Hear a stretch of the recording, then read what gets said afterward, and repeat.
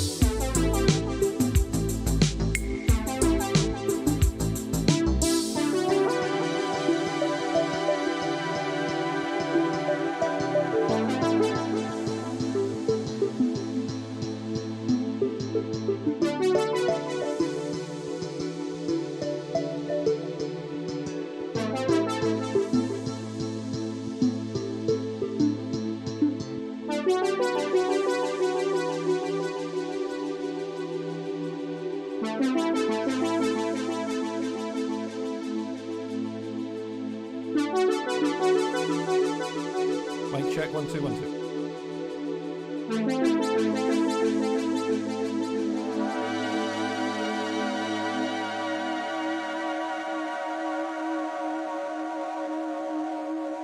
Lave Radio, transmitting to every corner of the galaxy.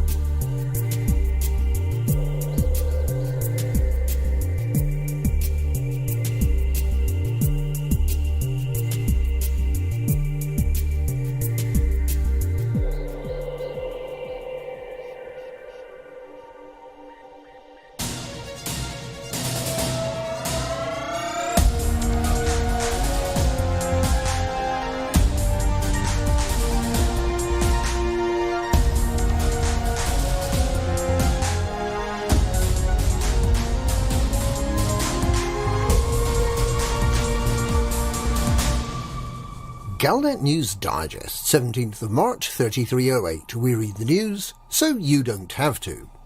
In this week's news, the Federation has a problem with protesters.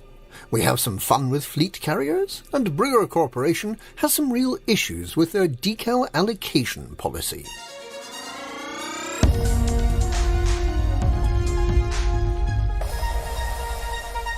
The Federation has appealed for assistance heading off a crime wave in the Gliese 868 system, admitting that federal security services are overwhelmed dealing with the civil unrest caused by the prospect of Zachary Hudson running for a third term in 3309.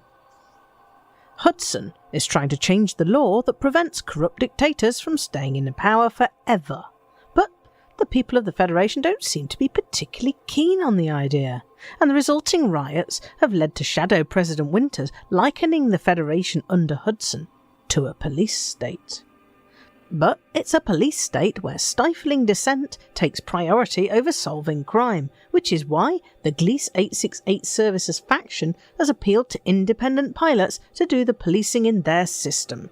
The way it works is this: you scan a ship, and if it comes up as wanted, you obliterate it. And everyone and everything in it.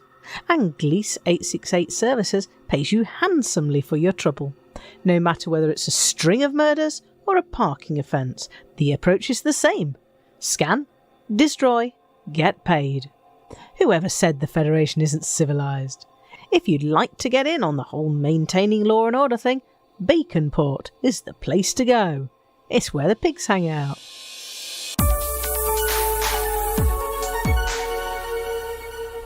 Thargoids have invaded 3 more systems in the bubble, causing no damage to stations, but they're there nonetheless, hanging round street corners, looking ugly.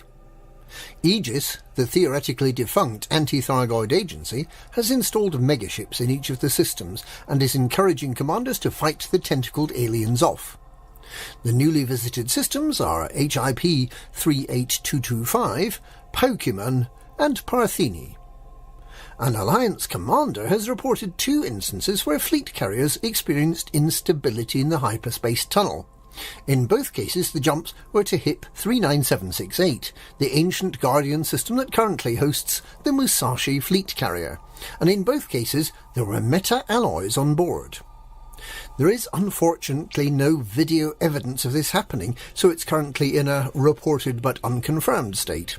If anybody else experiences anything similar, we'd be interested to hear from you. On the subject of fleet carriers, the decision has been made not to allow Apex to set up taxi services on or to fleet carriers. This is in many ways a shame. It would have been excellent fun to order an Apex taxi to come to your fleet carrier, but repeatedly jump to the other side of the system each time they got close to docking, until the taxi ran out of fuel and the driver was left sobbing, waiting for the fuel rats. Fleet carriers do, however, have the Remlock Coffin Express installed, so if you find yourself in the middle of nowhere with only a sidewinder in the hangar, you can whiz off to the last safe starport in a matter of seconds, using one of those escape pods and what is rather unreassuringly described as the death mechanic.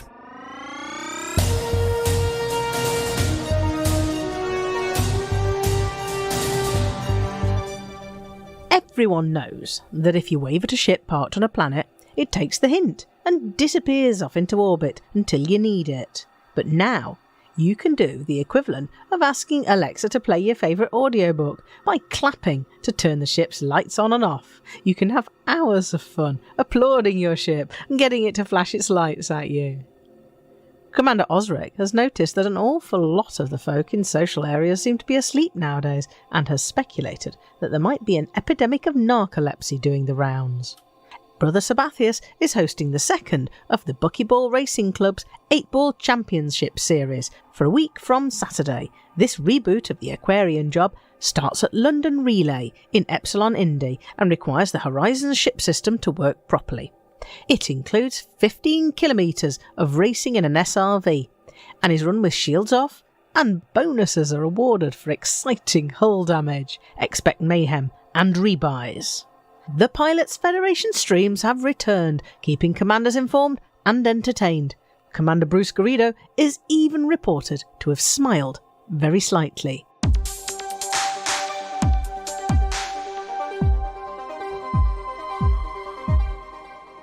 There were all sorts of problems with the decals handed out by Brewer Corporation for helping them finish the Colonia Bridge starports. There were supposed to be gold, silver and bronze decals for the top 10%, 25% and 50% of participants, and red, white and blue decals for many of the other participants. That's not what happened. The software accidentally multiplied by -1. So only the people who shouldn't have been given a decal got one, and all the people that should didn't. So now Brewer intends to put matters right. Those who should have a decal but don't will, as soon as possible. Those who shouldn't have a decal but do get to keep it as a gesture of goodwill. And those who've earned a Brewer Corporation Lifetime Achievement Award, that's everyone who participated, will get it very soon indeed, if they don't already have it. It's not easy handing out gongs. And that's this week's Galnet News. Galnet News. We read the news so you don't have to.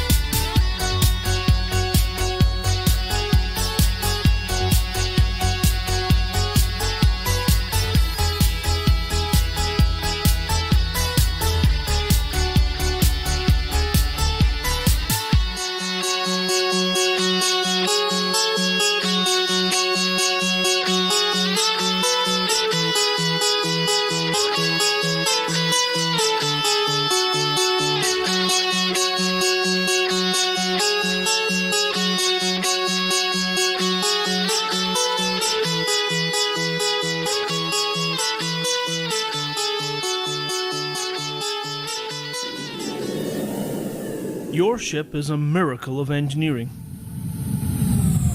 capable of handling the most intense situations. But with no sound in a vacuum, how do you keep up with your ship? Introducing simulated sound, where your ship recreates the sound of battle so no vital signal is lost to the vacuum. But wait! Why be stuck with the sounds of death and destruction? We offer alternative sound effects for all encounters. Activating cargo dump. Change the sound of battle with our choice of audio packs. Why not feel sexy in battle?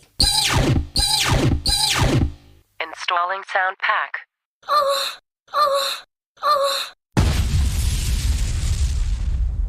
Or go for a cute farmyard scene.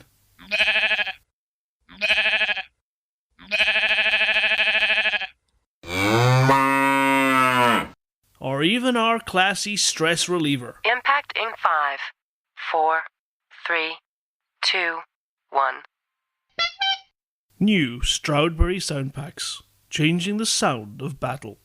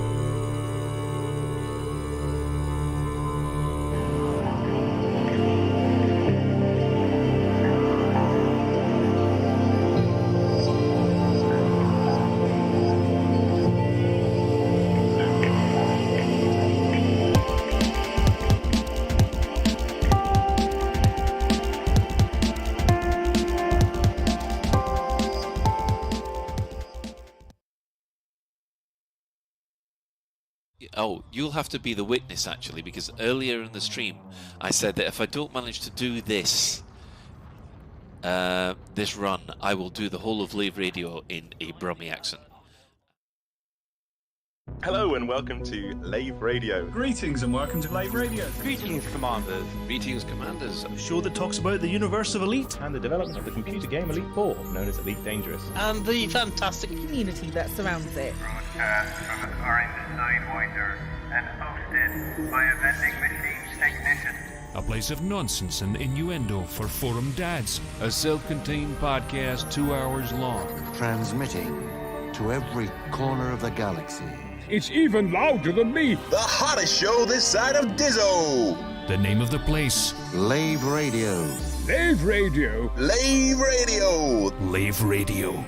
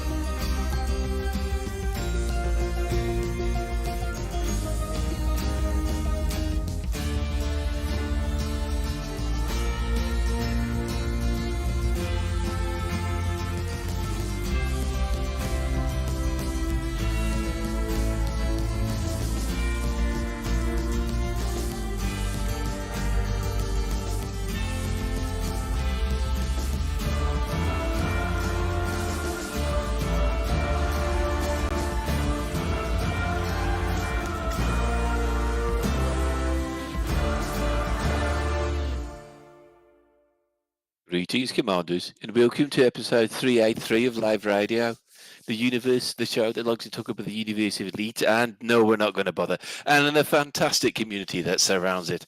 I'm your host, Commander Phoenix of Fire, and joining me in the orange sidewinder bar for this episode, we have our head of health and safety. That would be Commander Edelweiss. I almost said Commander Shan then. I can do health and safety if you like. No, definitely not. Lave Station exploded today. We have no idea why. Have we lost Ben? Is he gone? Sorry, Colin, I'm here as well. Oh my God, what is going on? Ben, that sounded Welsh. Welsh? I thought that was Welsh. That's one step away from Pakistani. It's a bit worrying.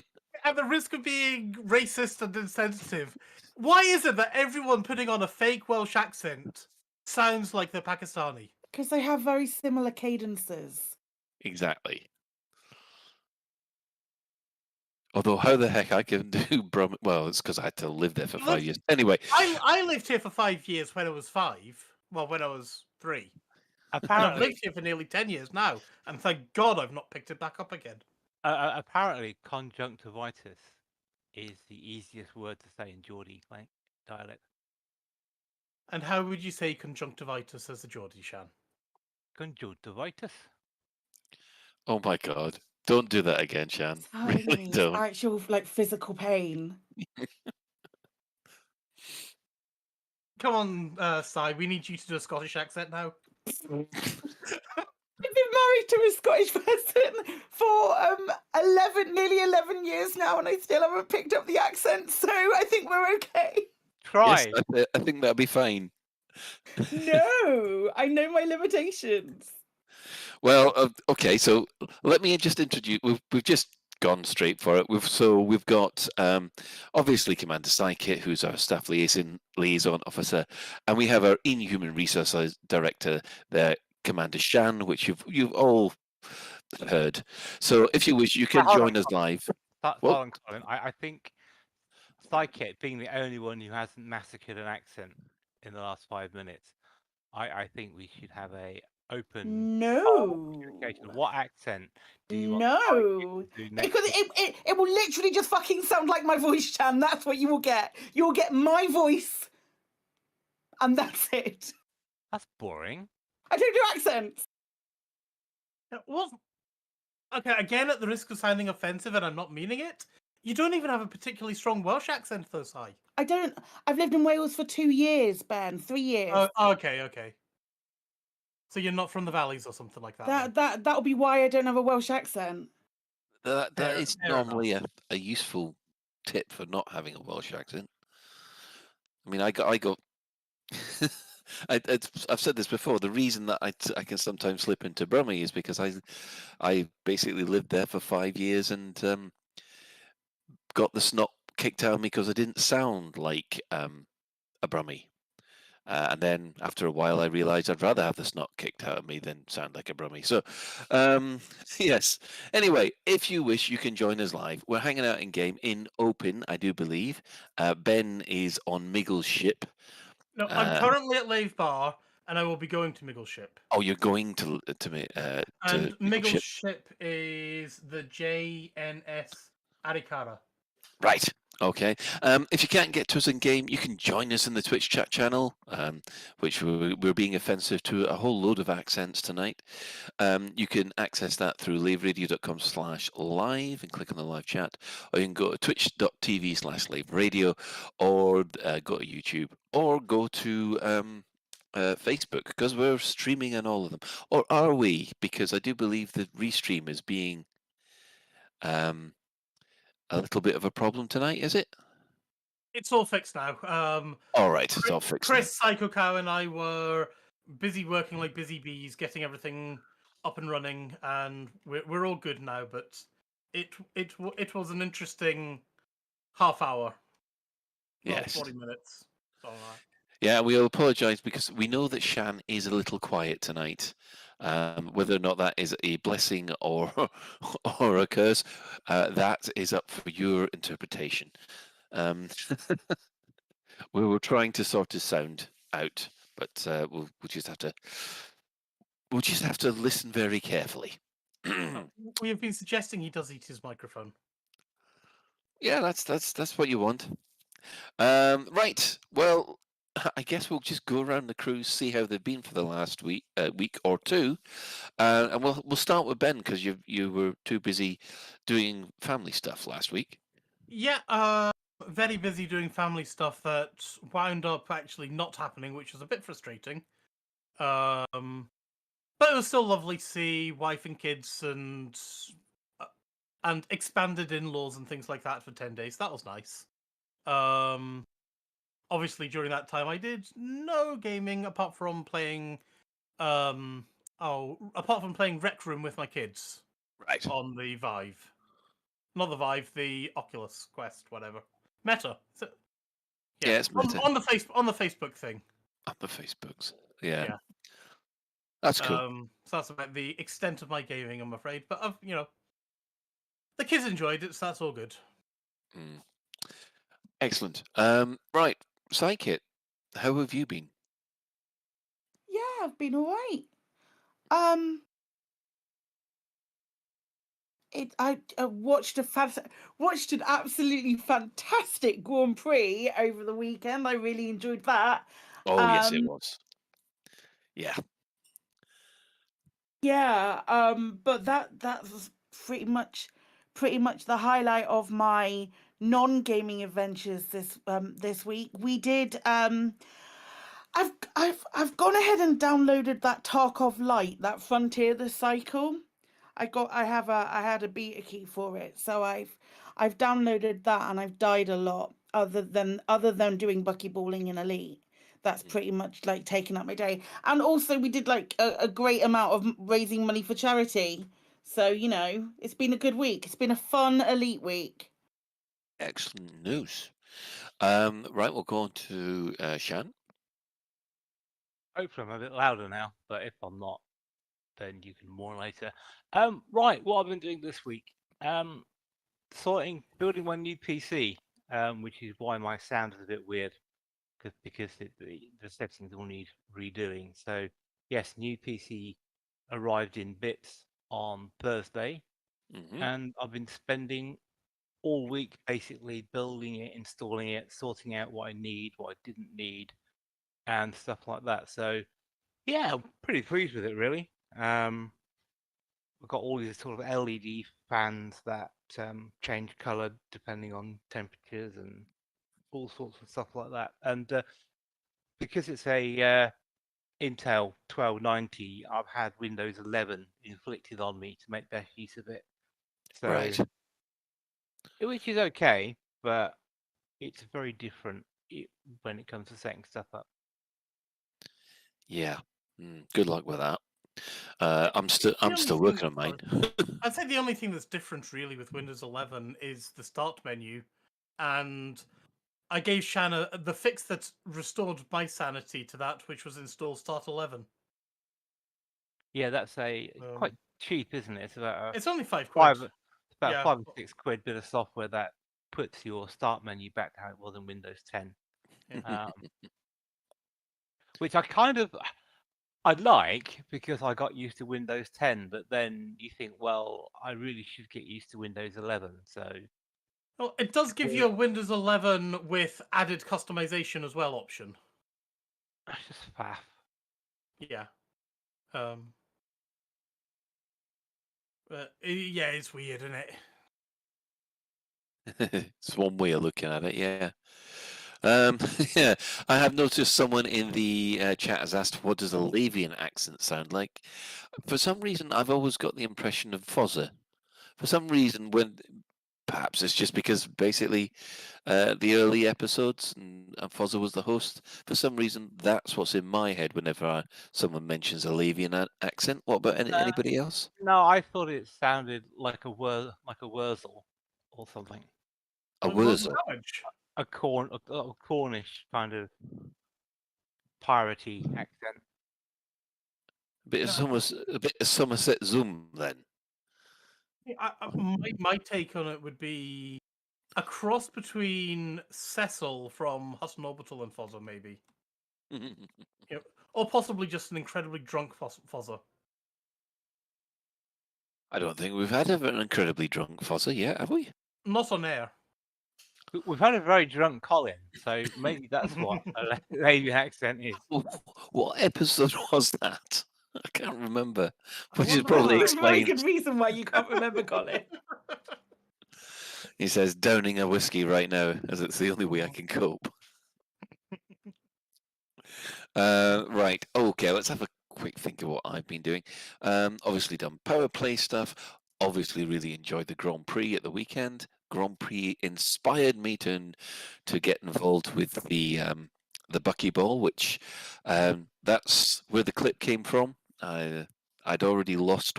I'd lost one round, got disqualified on the. I got destroyed in the first round. Got disqualified on the second round, and had to do it 3 times in order to even get a time on the board. So that's when I was saying, if I don't do it this time, I will do the entire episode in a Brummie accent. And yeah, thankfully, I did it, although not as fast as other people. But I still did it, and that's what's important to me. Yes, I'm basically discovering I'm not really as good as captain at Star Trek Bridge Crew than I should be. Yes, we did quite well last night. Yeah, well, we did 3 missions and lost 1, but I think the last one I just lost track of what we were supposed to be doing. It was getting late, Colin. It was past your bedtime. It was past my bedtime. And you hadn't had your cocoa. Something like that, yeah. Anyway, I think we will move on to the development news and what's been happening this week. Now, obviously, one thing I would want to do before we go on to the development news is Ben wasn't here last week when we had basically the huge news that we had. And I'd just like, Ben, to give you the opportunity of, first of all, what do you think to the console situation? And then secondly, have you had a chance to muck about with Update 11? I've had. Okay, I'll cover Update. I don't know. I'll cover Update 11 quickly first, and I'm currently exploring Miggles's fleet carrier. Although I had a look around a couple of random ones yesterday that were just hanging around Lave, but they didn't allow me to get up into the command deck because I wasn't in their team. Yeah. And yeah, it's what I thought it was. I know in 15 minutes we're jumping to Alpha Centauri. Right. So I'm hoping Miggles will take me back because I didn't actually take my ship here. I might wind up on Hudson Orbital with no ship. That's what you want.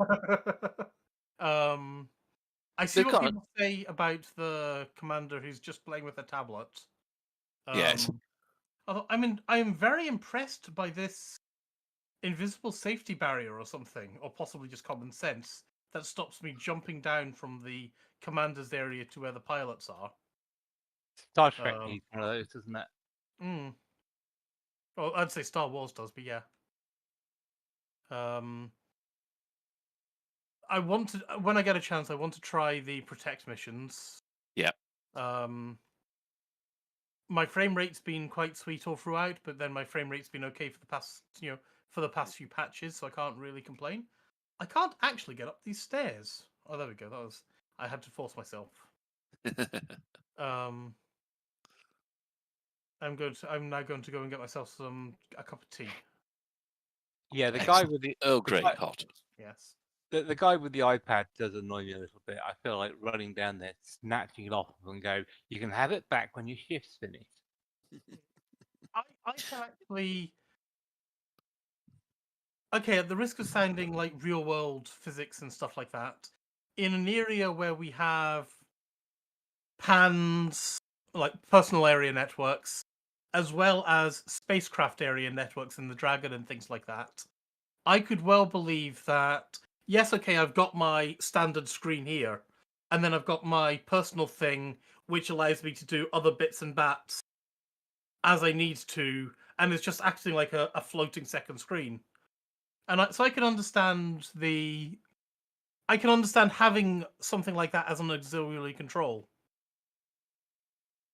But anyway, we know that's not what it's all about. It's all about. Didn't you mention something else quite important about? I have mentioned why the fecking hell is this cup sitting on the table? Why is that pad floating on the table and things like that? So I'm now firmly of the opinion that even though they haven't told us, we do actually have artificial gravity in Elite Dangerous. It's the only thing that can possibly make sense. Or iron acids. Or metal No, I was working at the weekend on a new advert for Magnapants, which will explain why you're able to sit on the seats with the new improved Magnapants. It's the only. It doesn't explain everything else, though. Yeah, but at least it's a way that you can actually turn around to someone and say, "Oh, I've got to switch this off because otherwise I'm going to be attracted to your pants." Yeah. Well, So Magnapants get you down. Yes. Magnapants do make you attractive. So there you go. Especially you could have an upgraded inflatable model, couldn't you? So if the gravity is too high where you are, you could sit down with quite a thump. So therefore you would need inflatable Magnapants. Yeah, but you wouldn't need Magnapants when there's gravity. You only need your Magnapants when there's zero gravity. Yeah. I mean, this advert is writing itself. Pretty much just upload this, job done, isn't it? Yeah. Is it you or are my Magnapants just so attracted to you? Do you have what is it? Aluminium? Is that the one where it's magnetized, or is that the one that isn't magnetized? Do you have a high? It's not magnetic. Okay. Do you have like a high iron content, or are my pants just magnetized to you? Is that the same? Oh, we're going to have to come up with so many lines for this. Yeah. But yeah, I think I'm just accepting the fact that in my head canon, Elite Dangerous has got somehow artificial gravity. Yep. Well, somehow. It would explain the fact you can land in high G gravities in your ship and go around in your SOV that you can't get out. But that would be quite an art, wouldn't it, walking past things in Magnapants, because it would just fall. You'd be walking down the wall and suddenly you walk past the door and like thudunk. It's why all the cutlery is plastic, because you imagine walking past the canteen and before you know it, you've got a huge load of forks and knives in your bum. It's like the scene in The Expanse when all the tools just go floating at Amos. Yeah. You wouldn't need pockets in your suit, though, would you? No, you just switch on the Magnapants and you're automatically got your. Oh, good grief! If you want your tool to stay stuck to you, What did you want to know about your tool, Colin? Sorry, what? If you want your tool to be stuck in your pants, you need Oh, we are going to have to do a proper advert to this, I think. Yeah.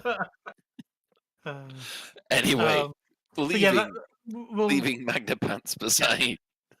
Update 11. I'm accepting the headcanon. I'm not letting it bother me, and so far so good, I think. And I am looking forward to this jump, which is going to be in 7 minutes and 59 seconds now. Oh, is this the first jump you've been in? This is my first jump, yes. Oh, right. Oh, nice. Nice. So I am also doing an experiment. I want to see if I get teleported from the captain's ready room to the common area. Oh, that's a point. I thought that if you're in the captain's ready room, you were there. You saw the jump in the captain's ready room. There's 4 seats. Mm-hmm. There's 4 seats. No, sorry, 3 seats that are just to the back and to the. If you're looking at the captain's seat, to the back and the right, there's like 3 seats there. Those are reserved for teammates. Trust me, they are some of the worst seats in the house. So I would recommend sitting away from them. We get beamed from the captain's ready room to those. you get escorted to your seat via medium of a quick fade to black. Yeah. Oh, I thought that's a bit annoying. you'd stay in the ready room. That's a bit of a shame. No, there's nowhere to see. I wonder why they do that. But why do they make us sit down and move us from one seat to another? I wonder about that. Well, hang on, Ben. I think I know what. There's no seat belt in the seats, is there? There's no seat belts in those seats either, though. Yeah. So therefore, why they make you sit down is they activate your Magnapants, and you're then stuck in the seat. Yeah, there we go. That makes it. Yeah. Yep. So there we have it. We have no new headcanon, Magnapants, ladies and gentlemen. Let's just hope there's not for. None of these seats have seat belts. I don't know. Whatever. It is what it is. It is what it is. Unfortunately, then there's the console stuff. Yeah, the console stuff. I think you guys covered most of my feelings last week. I've been desperately hoping that Xbox and PlayStation commanders would actually get true crossplay with PC commanders, and that was never borne out. And now we've got this situation. I believe Frontier when they say it's with heavy heart, and they've worked their asses off trying for it not to be the case. I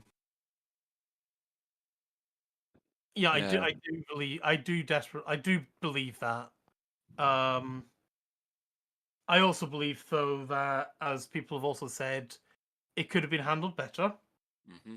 It would have been good to have we will have either we can or we cannot do complete crossplay. We can do complete Xbox to PC or PlayStation to PC transfers.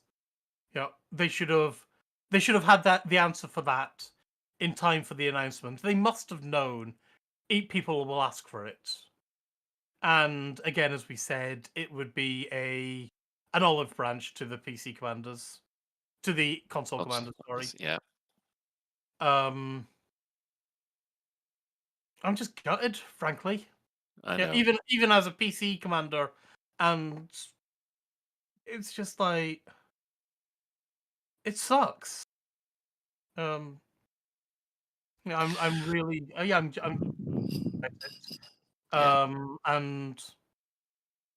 I hope we will find out that our former console brethren can join us on the PC. And I hope that they get to take the commanders over with them. and I hope that this means that Elite Dangerous is now freed of any restrictions that consoles imposed upon it. So maybe that's a good thing. Maybe. Yeah. Look, I'm looking for a silver lining here. I guess we'll just have to see that as it comes, won't we? I mean, there is always the possibility that they might put it back onto the latest version of consoles once the number of consoles start to rise. But what with the chip shortage and the console shortage, that I don't think that's going to happen for a while. Yeah, I do think there were. I suspect the Frontier have been shot in the foot or whatever, with not being. Oh, we're about to jump. We're honking now. 2 minutes. Well, it does seem that the chat room has gone Magnapants mad, actually. Yep. Apart from Katiana. I've now got my fade to black, and I'm being forcibly relocated away from a cup of tea to the bridge. Oh, you do no cup of tea. That's one less thing to complain about. Yeah. That forcible. I feel repressed now, actually. Especially check to see if you've got a seatbelt on, or if it is the Magnapant. Let me. No, I have no seatbelt. Oh, I even tried standing up there. Look, I'm just sitting there, and I'm like, no, I'm going to stand up. No, I'm not. Nope. I'm going to stand up. Come on, you can do it. No, it's just going to The fidget. Magnapant, it's too strong. The Magnapant Yeah, look reliability at is that. too strong. The fault of the Magnapants are just says I can't do it. He just can't get up because the Magnapants are too strong. Oh, I'm gonna have to just sit here looking at this for a couple of minutes now. Keep trying. Sorry, I'm having too much fun with this now. Katiana says we don't need Magnapants. In the future, we'll have iron anal implants, which I thought it gives a new definition to you being an iron ass. Yes. Ben, you look like a hobo at a bus station or something. Oh no, that's a little unfair to hobos, isn't it? Oi. Yes. Little Biggins says your ass is too powerful to move. Yeah. I know what I was going to say. Right, I need to try and get this out while I remember. Go on. I was wondering if Frontier are kind of locked to contractual obligations, and it's those contractual obligations as much as technical issues with the Xbox S and X or the PS5. Yeah. I've heard stories about, if your game came out on the PS4, your expansions on the PS4 and deal with it. Yeah. Yeah, Mac discussed that last week. Oh, are you about to jump? I have 24 seconds. Okay, you got 24 seconds then, and then you've got to give us a verbal description as you jump. I was about to say, Ben, perhaps the reason why you're having a problem is your Magnapants came from the pound shop. It's a cheap Chinese knockoff. You want an Apple Magnapants. You want the eye pants. Right, and here we go.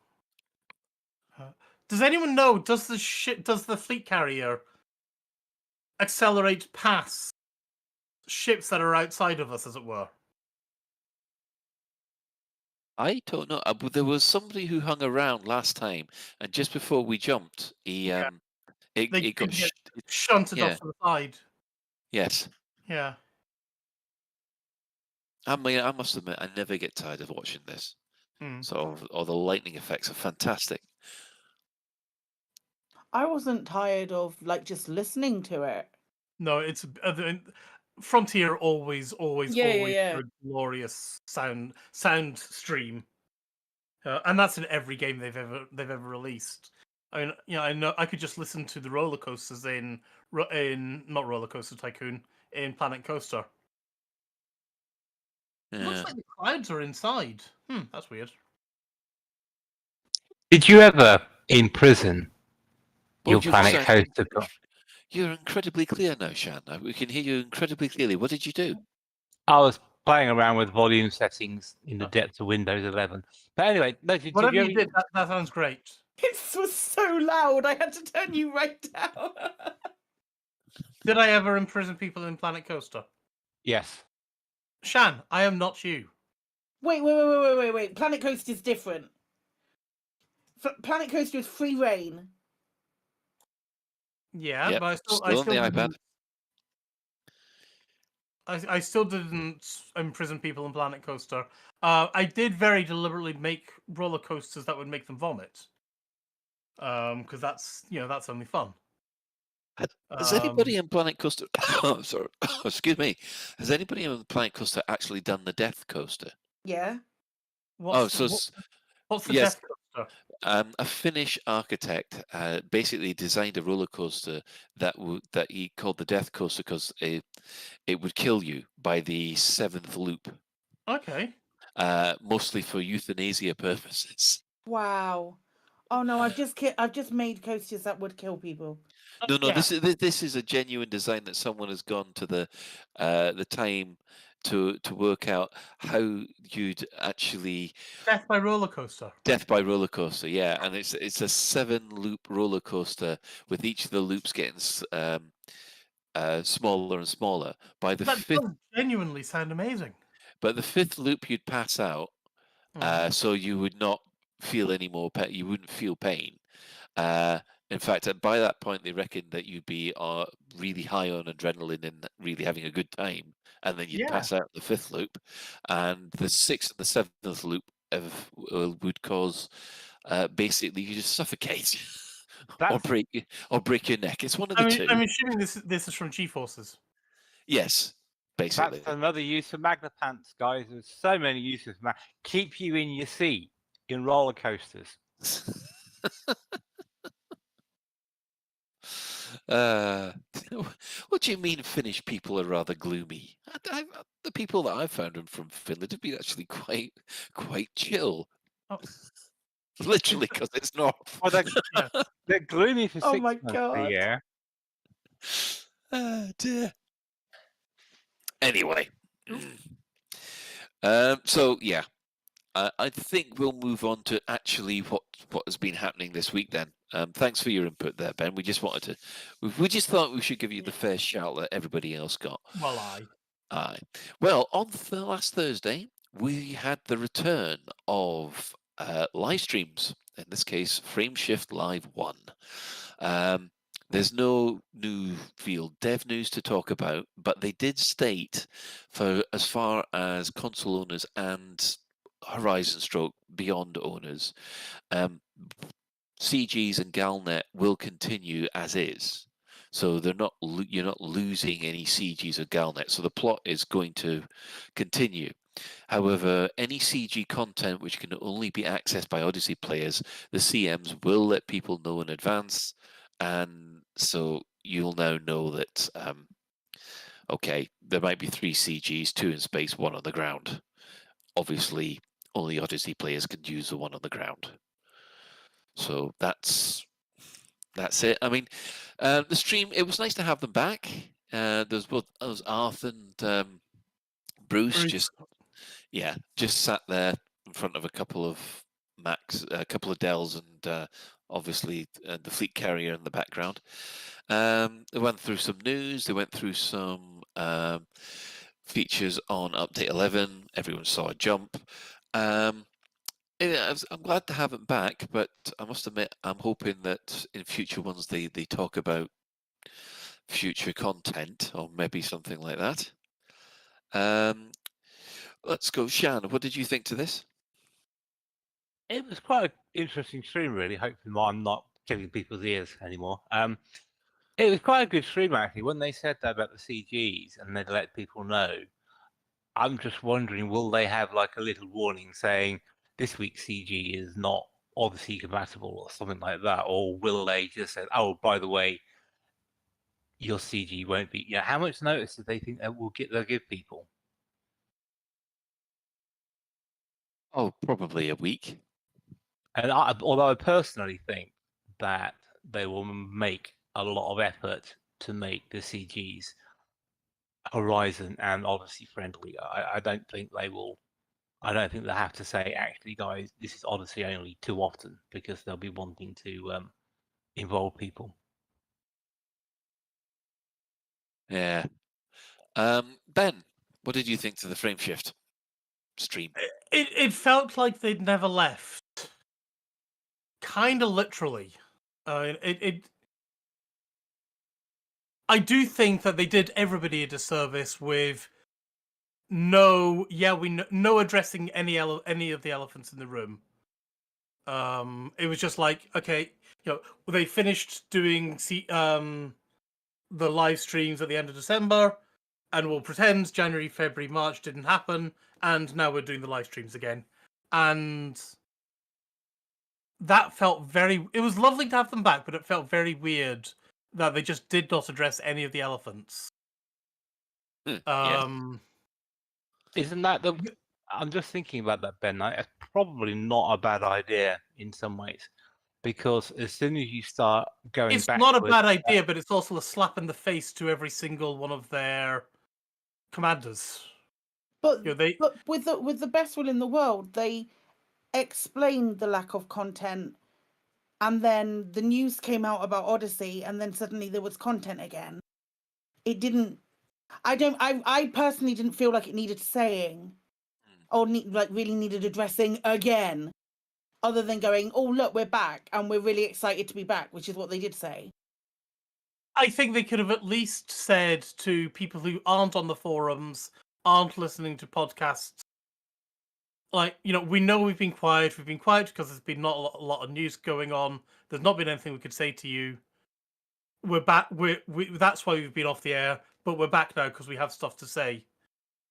They could have at least said that, I think, because there are people get their news in a variety of formats, and you can't assume that people are listening to other people's podcasts or Obsidian Ant or Yamix or the forums or whatever. You can't assume that. I don't know, Ben, because it would feel like the whole stream would then be taken up by going over or looking backwards stuff. It doesn't have to be the whole stream. It could just be, a quick 10, 20 seconds. We acknowledge we've not been around. This is why. Moving on, we're really excited. Yeah, but you know what the Twitch stream is then going to be like, the chat in the stream. Yeah, the Twitch stream could be, or can be and will be heavily moderated. Yeah, no, but it was pretty bad as it was. I was watching on YouTube, and the amount of comments coming through about console betrayers and things like that was quite strong. Yeah, so the mods certainly worked their. I felt for the mods, and I felt for the devs. I felt for Arf and Bruce and things, and everyone who's dealing with it. I must admit, I guess it must have been personal emails to them, because I didn't see any death threats or comparisons to the Holocaust anywhere in social media. But then again, I suppose I don't go.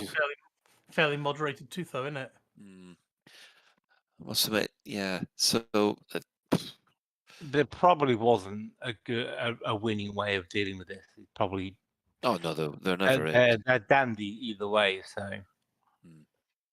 Yeah, I mean, you're right. They are damned either way, and maybe they've taken a strategic decision of tell people nothing, and that's their attitude and that's their approach. I think that's a shame. If you remember, though, Ben, we said earlier that they are on a very tight leash by people above them in the organisation. So I suspect if they weren't told, if you can say this, they wouldn't say it. So they're on a very tight leash. Right, Psychic, what did you think to the live stream? I enjoyed it. I also think I'm losing my mind, because I'm pretty sure about 10 minutes ago, Colin, you said that they did address on the live stream that the people who were like console players, etc., would still get all of the CGs and all of that stuff. They said that on the live stream. They said that on the live stream, yes. So they did discuss consoles on the live stream. They did actually. They but did say that it was. They didn't explain. They didn't say, we acknowledge we've been away. It just felt like we had December, forget January, February, March. We're now, and then move on. Yeah. They didn't address the fact that there's been a 3-month break in communication, but they did address the fact that the consoles, console cancellation, and the and obviously the CGs are going to continue on the consoles / Horizons for the foreseeable future. So I think it just felt a bit of a time warp, and that was weird. I think it's I think it's a minor issue compared to the other issues that have happened. Yeah, absolutely. And I feel like that's doing them a disservice by like shouting in all caps that they're not doing their job, because in my opinion, I genuinely believe that they are. Yeah, I'm 100% with you. It left me feeling weird. That's all. Fair enough. Right. Well, obviously, there's also the Discovery Scanner, which has started to appear again. This is where the guy Zach has posted up the latest details of news which has been happening this week. It's kind of like a newsletter, but obviously quieter. So this week it basically covered, as I look this up, obviously what we're going to talk about next, the fact that the Colonial Bridge decals are supposed to be fixed, then discussing stuff about the Twitch drops. It does appear that the community event calendar, which they were pimping about last week, that has been delayed a little bit until next week, because there's something that the web team have found and they'd like to address before releasing it. And then there's some very nice little community sections, and to tell you the truth, it's a very, very condensed version of Lave Radio, this, to be honest. Some very nice tiny Lego spaceships there at the very end, with a very large fuel rat for all those that are looking at it. It's fuel capybara, isn't it? Yeah, fuel capybaras. Or fuel. Oh, I see. Yes. Okay, so it's not a rat. It's something else. It's a capybara. Yes. Koi pew, aren't they the biggest rodent? Well, biggest rat-like thing. We have no idea. Oh, Colin, you're the mammal expert. You know all about alpacas, so come on, tell us. Yeah, but alpacas aren't rodents. Oh, Colin does have a xenobody, so he does know about rodents too. Yes, rabbits are rodents, and he's. I think every time he sees he feels a gust of wind on the side of him, he runs into his hutch after the experience with that storm. That's sorry, Colin. That should have been a TikTok video. Do it again. Sort of roll it, pick it up, and sort of chuck it across the lawn or something, so you can mimic it. Yet again, there is a prime example of. I really worry about your cats now, Shan. I really do. Anyway, moving on from the Discovery Scanner, we also got notified that there's a hotfix coming, and it came today.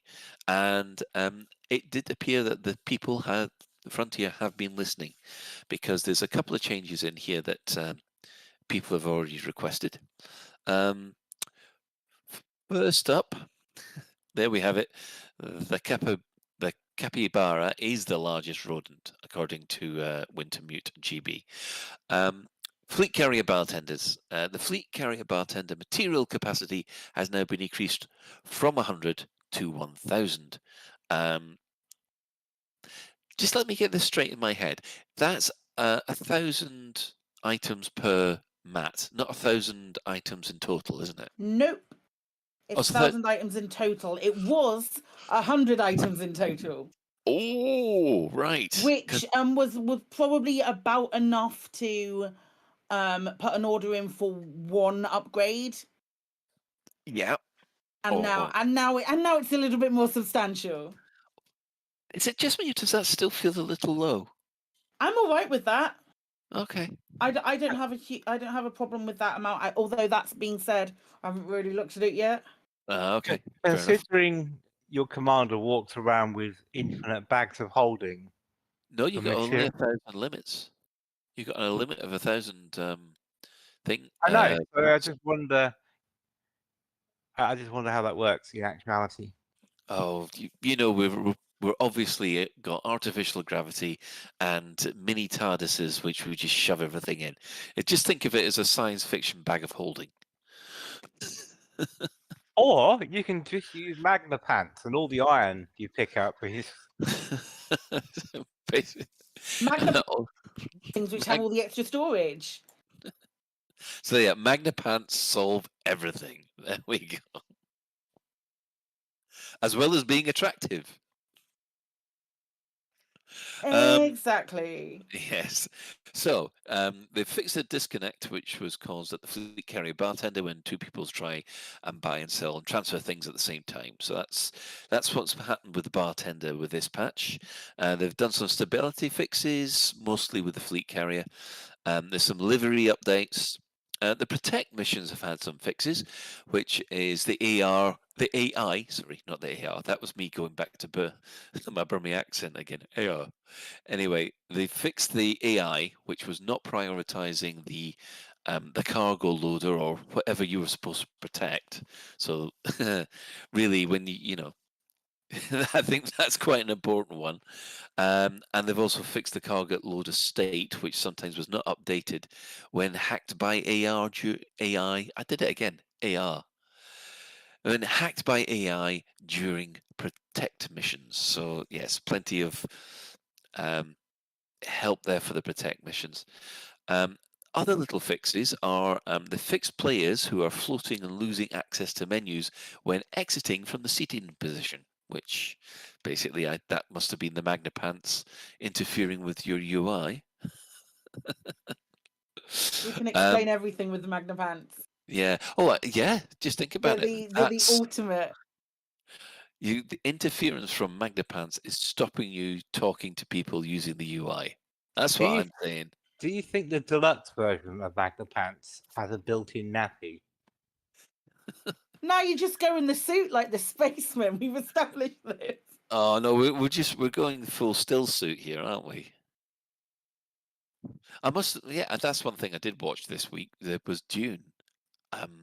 The new one or the new one? David Lynch one? No. Well, I've seen the David Lynch one. It's free on Amazon at the moment if you've got Prime. But yeah, I watched the David Lynch one, and then I watched this one, and the latest one, and I must admit, it's weird. I'm finding it really weird and a little bit.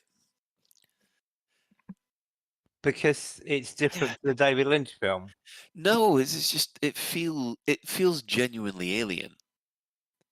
The David Lynch one, I can understand what's going on. It kind of feel, yeah. I kind of feel I understand what's going on in that one. In this one, it feels a little bit too unearthly. Well, I suppose that's the point, isn't it? It's only half the book, though, isn't it? Oh, I know it's only half the book, but I must admit I felt a little disturbed watching the latest version rather than kind of knowing what's going on. And I'm a big fan of the first book, so I know the story. It's just, yeah, I just found it unsettling. Am I the only one that's found it unsettling? Because I like you, I know the book really well. When I watched it, I was going, "That's different. That's different." Not sure. Yeah. Like the gender swap of the. Oh, Keys was fine. It wasn't a big one. And it but wasn't a it big was deal, it was rather. it was implied though in the book that he was Channy's father, wasn't it? Yeah, but well, that's for another time. I was fine with the gender swapping on that one. It to me it didn't didn't seem a big issue. Anyway, back to the other fixes that went in. They fixed an issue causing the crew avatars to be duplicated when the carrier facilities were installed. That's the one where everybody was posting, "Look, my crew's all the same," and they had the picture of everybody's same face. fixed truncated mission text, and fixed engineers not progressing when requirements are met. Now, this last point does seem to be a bit contentious. We've had people report that that is still occurring, but it doesn't seem to be a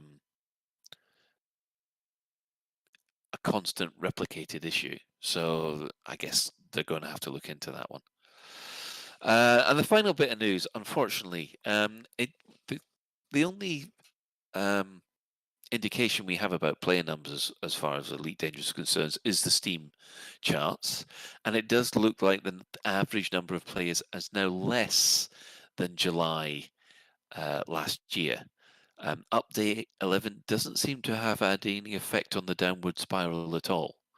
It just seems that numbers are going down by about 10% per month at the moment.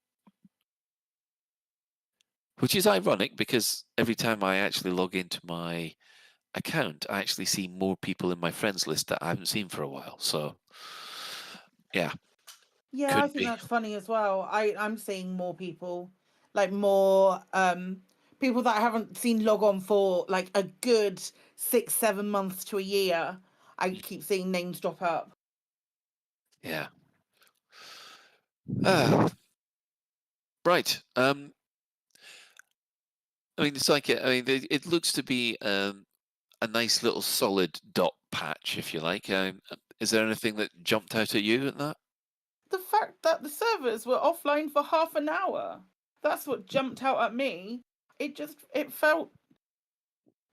Normally when they drop something like that, now correct me if I'm wrong, normally when they've dropped something like a little micro patch like that, servers have been down for 5 minutes or so, and then they've been back up and it's been fine. Now, excuse me while I doff my tinfoil hat at this moment, but it wouldn't necessarily surprise me if there was something hidden in there. Oh, I see. You think it's a patch that's too big for just what you've seen. Potentially. Now, I'm not going to get my hopes up. I'm not going to like go on a big rant about it or anything. However, I feel I'm just quietly biding my time to see if something exciting might appear. It just felt more substantial than what they'd written. Like when I read it, I was like, what is it? Who's thirsty? When you talk about downtime, guess how much downtime Guild Wars 1 has had in 17 years of servers? Here we go. Like 6.5 minutes. About 15 minutes in. Oh, that's just not good enough, Shan. I'm joking. It's the same with most other games that are online. I kind of get a bit... Why are they taking the servers down? You know, it's kind of like, why do I have to stay offline for hours and hours and hours? Anyway, let's crack on. Horizons just had a blip as well. It barely interrupted what I was doing. I was a little bit intrigued by quite the length of time that the servers were supposed to be down for. Yeah, because you sort of think, well, okay, I understand a little moving the bartender material from 100 to 1,000 might take a while, but yeah. Yeah, like physically doing it, maybe, but just changing a number. That was done online, isn't it? But changing of those values are usually done within the database, and doesn't need a server boot. Yeah. Yes, Katie Anna is saying the Magnapants patch was bigger than expected. So the contents of the Magnapants. Oh God! That's because you keep going in the suit like the Spaceman do. Yes. Okay. I think we've covered all the development news. Hopefully there'll be something interesting to talk about with the launch next Thursday. We have smeared around the development. Like the Spacemen do when they go in the suit. Oh. Okay, and if anybody is going to... No, I'm not even going to go there. Let's move on. Right, in-game events, what's been happening this week? Well, not as much as normal. We've only got 3 things to really talk about. On Thursday the 17th, bounties have been placed on criminal factions by federal authorities. Basically, there's a lot of political infighting, saying that this is Hudson trying to distract people from the fact that he's he's trying to arrange a 3rd term. Yeah, so if you want your bounty vouchers and work for the Federation, that's where you go. On Friday the 18th, the Alliance has strived to retain Riot. They've put a megaship in the Riot system, which is, why send a megaship there unless you're going to use force? Anybody got any ideas of what next week's CG is going to be? No. It's going to be like a holiday bus. The mega ship's going to be a holiday bus, like a party bus. That's there. Are you telling me that you've got Like Cliff Richard? You've got Cliff Richard in the shadows in there, have you? Somehow, I just knew you'd go for Cliff Richard because that's kind of your time period. What? How old do you think I am? You want an honest answer? 73, Shan. That's my mum's age. Oh dear. Yeah, I think from now on we've found Shan's new theme tune. It's Summer Holiday by Cliff Richard. Well, Actually, I don't mind that because it's wholesome and good-natured and lulls people into a false sense of security. To be fair, Summer Holiday does slap. And I feel old because I got Summer no idea Summer what she Holiday means by slap. makes me want to slap people. the thing most recent to my time for summer holidays is the end of the young ones. Oh well, yeah, that's understandable. Look out, Cliff! That wasn't Summer Holiday. That was what do you call a girl? It's not Thelma and Louise. Living Doll. That was Living Doll, wasn't it? That did that. No, I thought they were in a red bus, weren't they? They were in a red bus. Someone shouted, "Look out, Cliff!" And then they saw a picture, a poster of Cliff Richard. Drove through the poster, and there was a cliff behind it. They sang Living Doll from Red Nose Day. They did.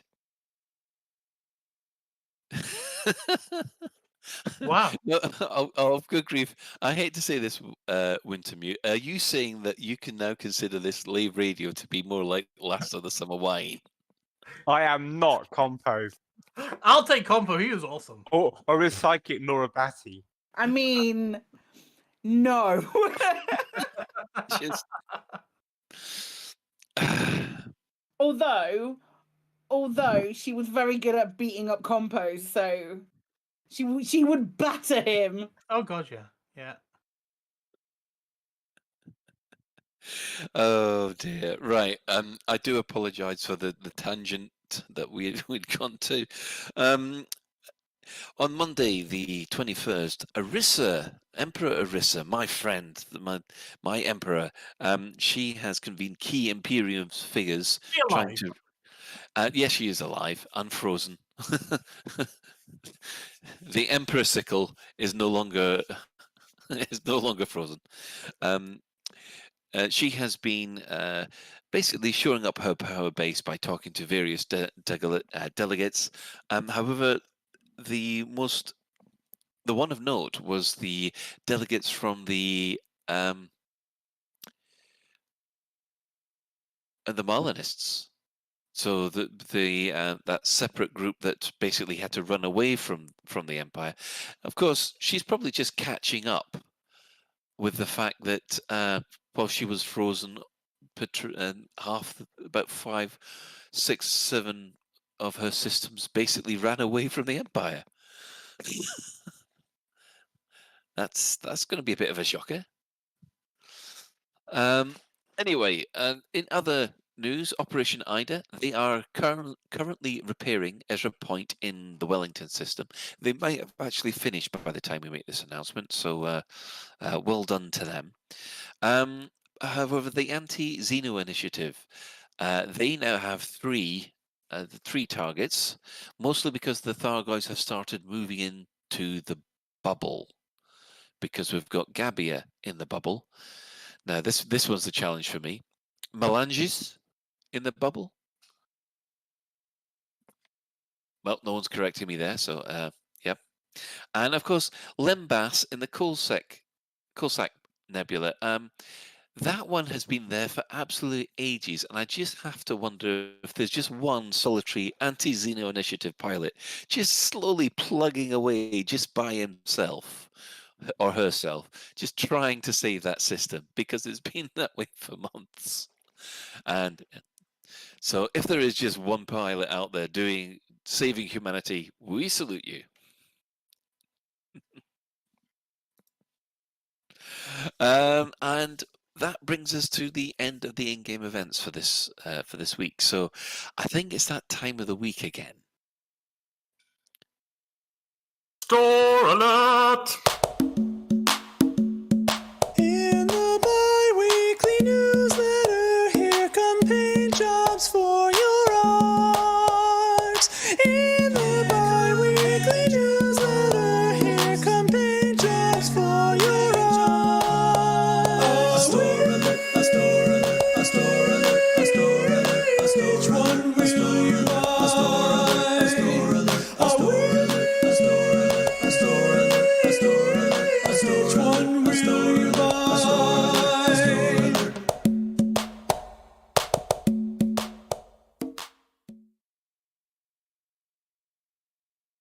Welcome back. Well, the store alert this week, we've got Pirate Faction skins for the good old Crate Phantom. I think these ones look absolutely stunning. I mean, we've seen them before, sort of, they're normally one color with a skull and crossbones on, or something like that on them.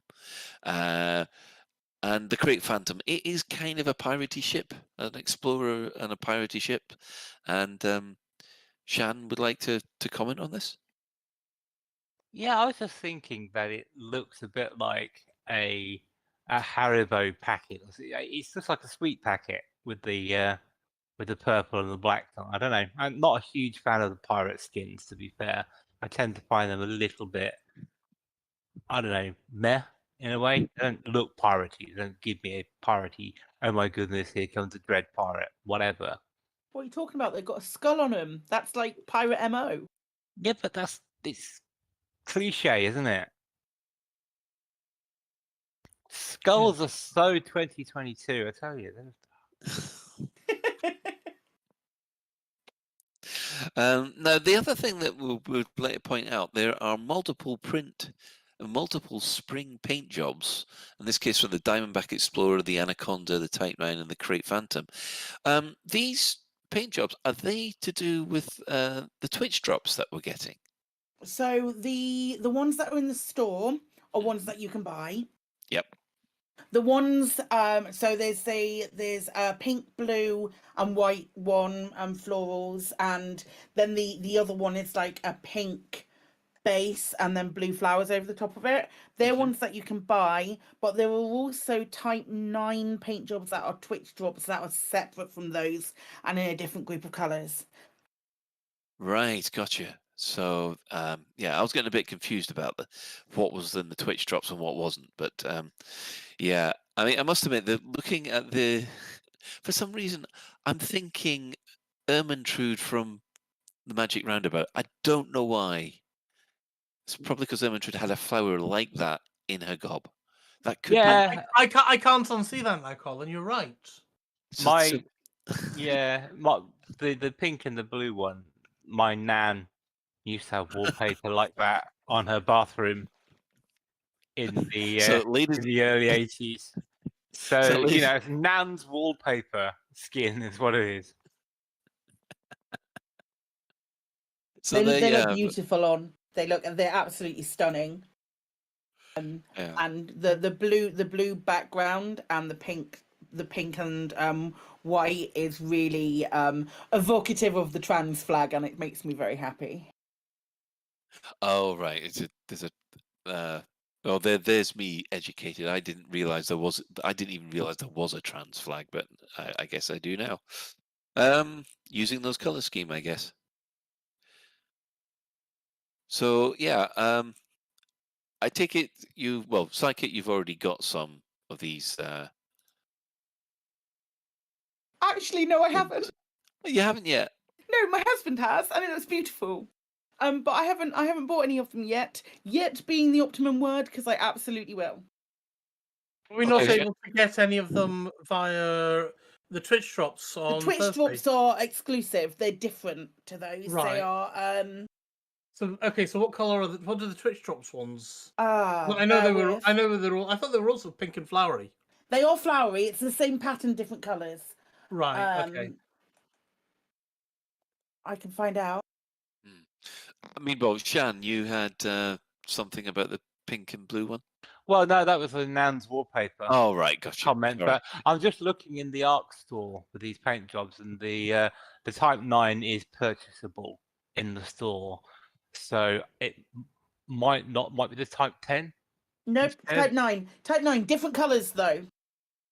So the colours on the drops are Spring Calm, which is like a green with pink flowers behind it, and then Spring Lax, which is like a I can't see that one particularly well because I've not got the whole one yet, but I think it's like a light blue with purple flowers behind it, if memory serves. Hang on, no, I was tagged in a tweet. I'll find it. Yeah, I know these are meant to be evocative of spring or something like that. Yes, it's supposed to be spring themed. Yeah, we have our spring collection. I'm just waiting for the Type 9 Speedway paint schemes. Well, they'll get one already. I mean, in the chat room we've got Elever 8 Music here said they've really captured the essence of wallpaper. And Klaxin has said that I vote for the pirate paint job with a goat on it in honor of the Somali pirates. That's a new one for me. I didn't realize that they were. Somali pirates have a thing for goats?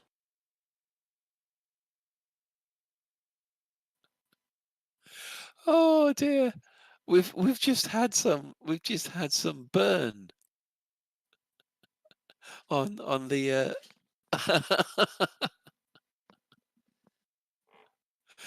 Oh dear, someone's actually tried to burn us in the chat. I think that's the first time we've ever had a rude person in the chat. Yeah, actually, it wasn't that bad. It wasn't too rude. Like we could have demonstrated. But it was... I want to, bless you, Daslad Burton 1904. I'm almost delighted that you think that I have nothing better to do all day than sit and play Elite Dangerous. I wish I had nothing better to do all day. Yeah, and my boss would kill me if I did that, but yeah, that'd be nice. I know. Ah, dear. Oh, yes, it is one of these cases where you just go, oh, bless. And on that note, I think we will take a advert break, and then we'll come back with our main discussion. The Federal Navy. We want you for Adventures Unlimited.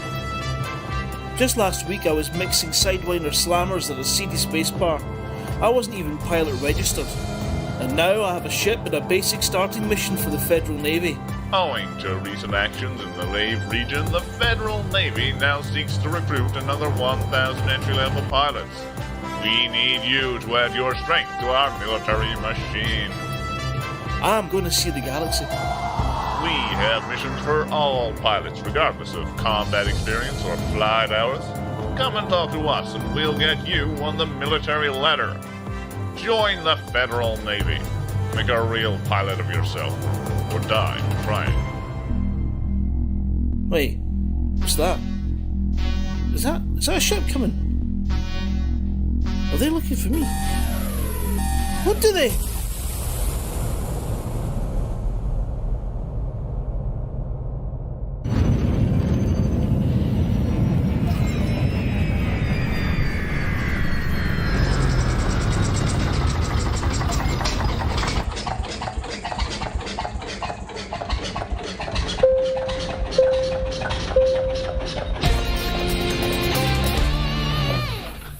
This is a public service announcement from the Fuel Rats. Please stop what you're doing and pay attention. If we can rescue you, we will, but you can help us help you by following these easy steps. 1. Fly 50 light seconds or so from the system's main star and drop out of Supercruise. 2. Note down the current system and the nearest stellar body. 3. If you're on emergency life support, log out immediately. 4. Go to fuelrats.org and click Get Help. 5. Stay calm, hold your breath, and let our seasoned professionals do what they do best. The Fuel Rats. We have fuel, you don't. Any questions? Are you thinking of suing over missold Python protection insurance? Had an accident in an airlock or slipped in a space station cargo bay and thinking of suing for compensation?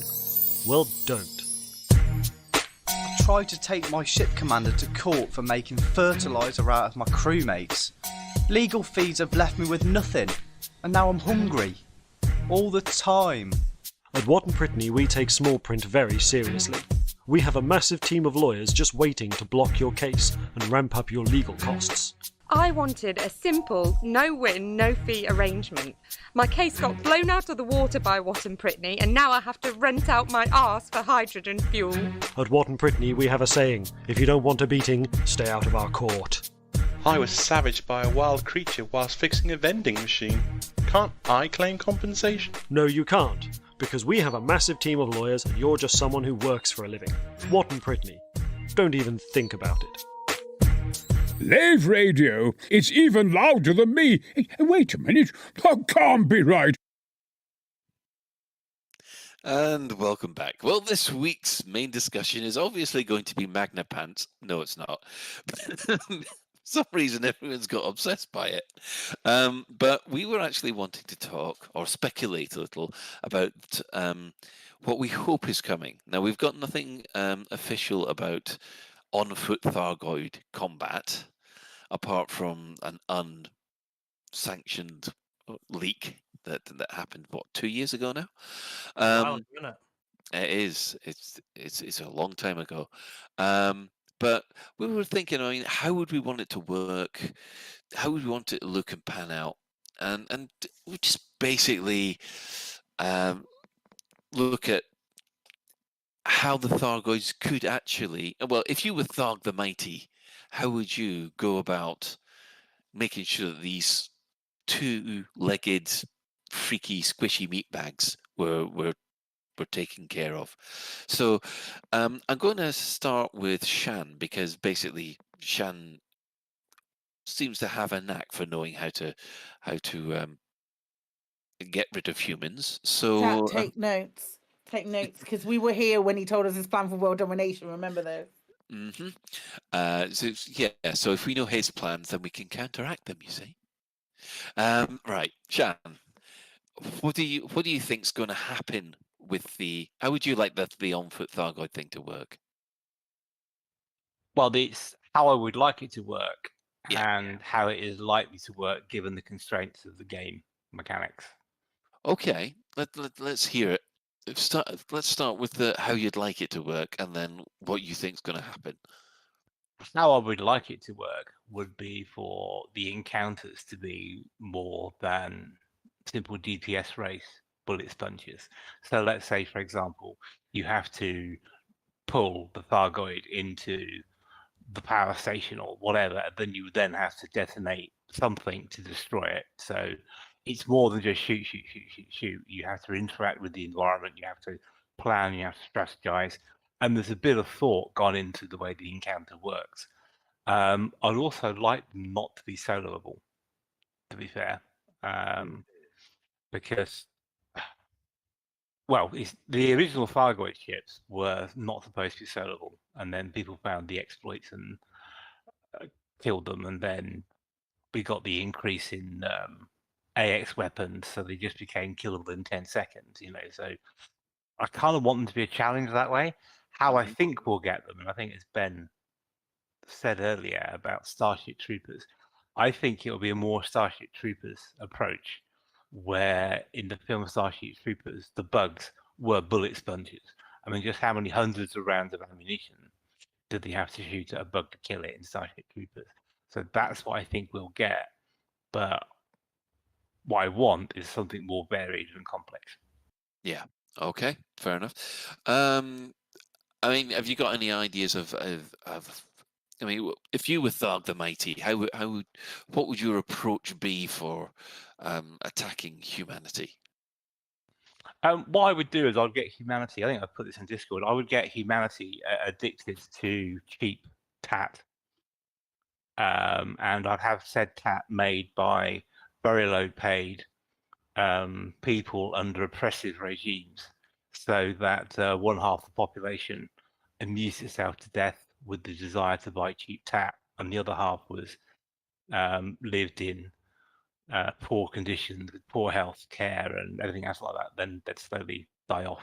That would be how I would do it as Tharg the Mighty, because just as soon as you start attacking people and attacking things, they fight back. Whereas if you just give them cheap tat, they won't notice. Nice bit of social commentary there, I think. Me?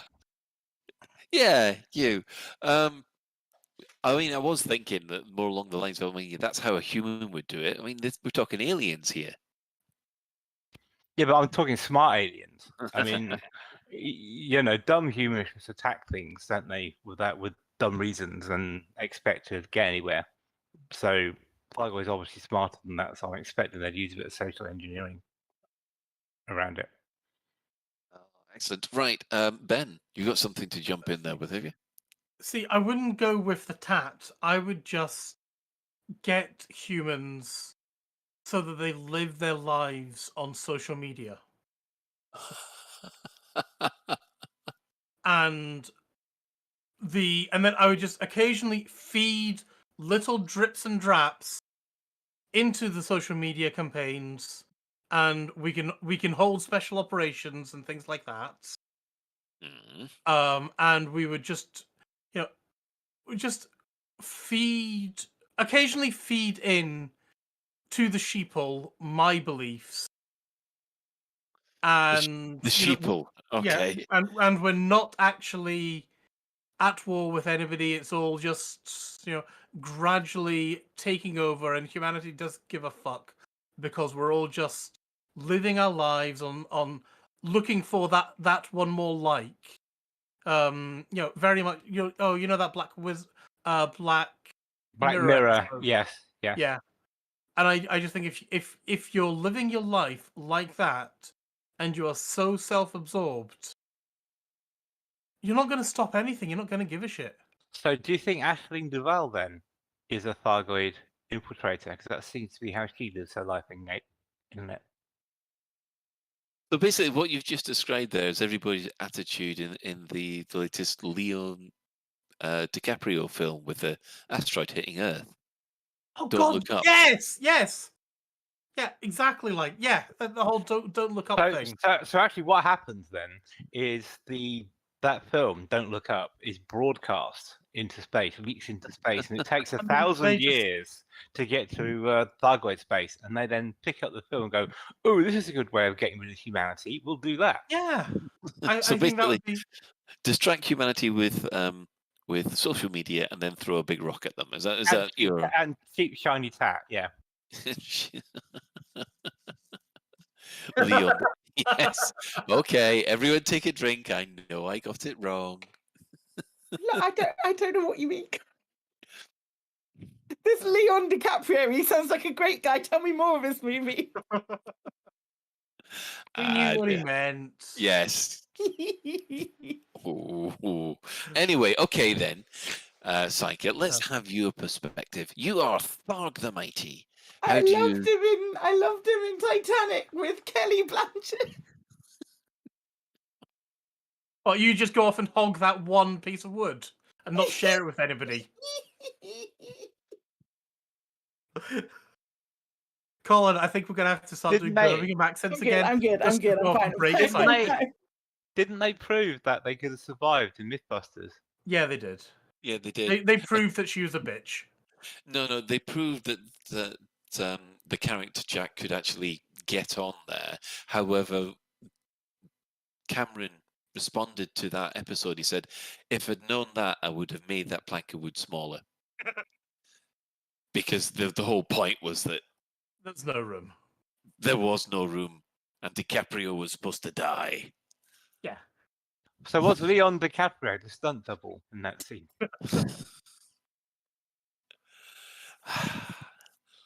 At the moment, no one can see me actually making rude gestures towards the speakers. So, you know. Yeah, on radio, no one can see you make rude gestures. Yes. Is this the same Tharg who edits 2000 AD? Yes. You could argue that he's trying to distract us with thrill power. Oh, someone's lighting up fireworks. Actually, I was thinking about it. I've identified the cheap tap that will be the primary weapon. Oh, okay. It's the transparent plastic sheeting that covers like an iPhone. You just peel it off, and it gives you lots of pleasure just pulling off that bit of transparent thing. So you want just tap with that on it all the time.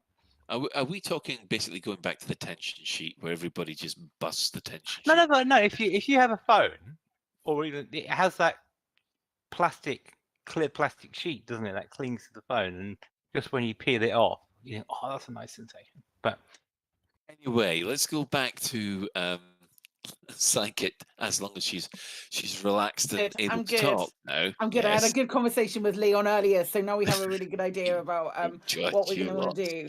You lot, I will reap my revenge against a lot of you at some point. Please tell me that was deliberate, Colin. Of course it was. It's something from Blackadder. It's a quote from Blackadder, Ben. Just checking. Good grief. Am I that bad? No, I shouldn't have even asked that. Meanwhile, Psychic. Okay, question about this hypothetical scenario. Yes. Am I killing all of humanity now, or am I killing all of humanity in the state that where Elite Dangerous is? Because there were two very different answers to that. Right. Can I ask the question back at you? Do you enjoy killing people slowly, or do you prefer the Big Bang approach? Because if you're Tharg the Mighty, you have a choice, don't you? You haven't even given Psychic a chance. I'd love to be able to have a chance to answer. It would be amazing to be able to have work on my own. Yeah, come on. Let Psychic explain. We're talking. Okay, using the mechanics of Elite Dangerous that you've seen so far, how do you think that it will occur? In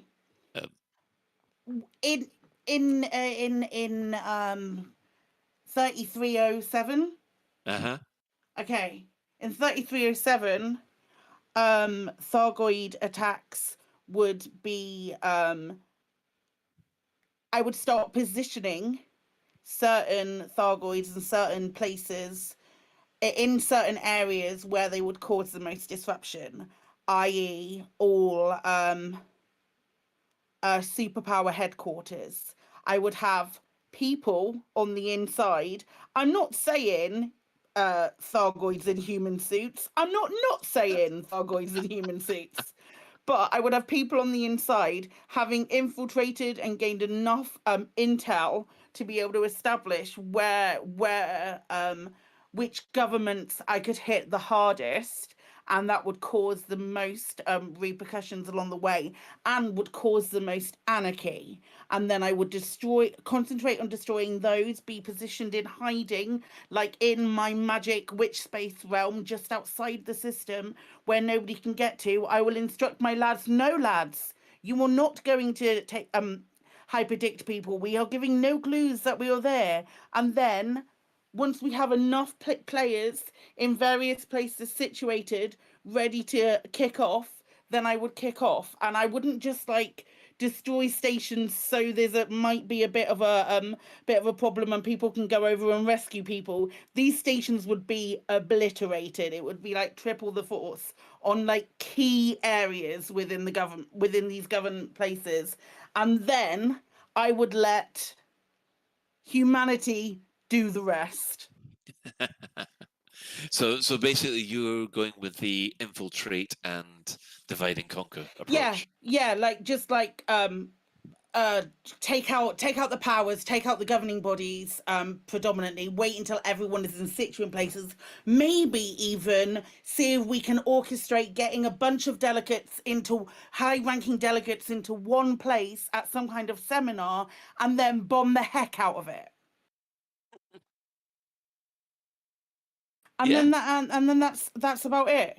That's about it. We as Thargoids have enough cadavers in escape pods that we should be able to make human suits out of them. I think I haven't thought about this at all. Commander Okiyam or something like that. Try saying that with a Birmingham accent. Is saying what I was kind of thinking along the lines of about using the Thargoid cultists. Yeah, Cult of the Thargoid. Yeah, absolutely. And also the people that Delta 2 would be an excellent option, because she was the only one who could empathize with the Thargoid vessel. She could be like the absolute catalyst if she became a little bit reminiscent of something like Stockholm syndrome, and but it's not. It's just like that symbiotic relationship, and then having that kind of those kind of influences. If we could influence one person to do certain things, could we influence their descendants? Could they spread the word? All we need is one person to start it, and then we might be able to get enough people in various positions of power so we knew who the movers and shakers were, and then we could take them out and let the rest break into anarchy. Good strategy. I mean, I think my idea is that the way I see it unfurling is that we'll have little bits of incursion to begin with maybe settlements or ports coming under basically the equivalent of Thargoid scouts, if you like. So, but our guns won't work at all. And I think it'll be another arms race where we have to do various tasks and various research tasks in order to get the weapons in order to fight the Thargoids again. But I do agree with Shan in the fact that, okay, dealing with some of the foot soldiers and stuff like that, that should be a relatively easy thing after we've managed to get some weapons that can take them on. However, dealing with, let's say, the more advanced Thargoids on foot, that will need to be a team effort. I mean, you can just imagine this protect scenario that they've got. The protect scenario could work just as well with a Thargoid attack rather than a human attack, and I think that's one of the reasons why that mission is probably slipped in. And yeah, I did notice in the chat that Jeannie Van Zee, I'll give that one a try. He reckons that they'd be like the Gene Stealer cult in 40k, and that's a scary thing. It's half human, half Thargoid.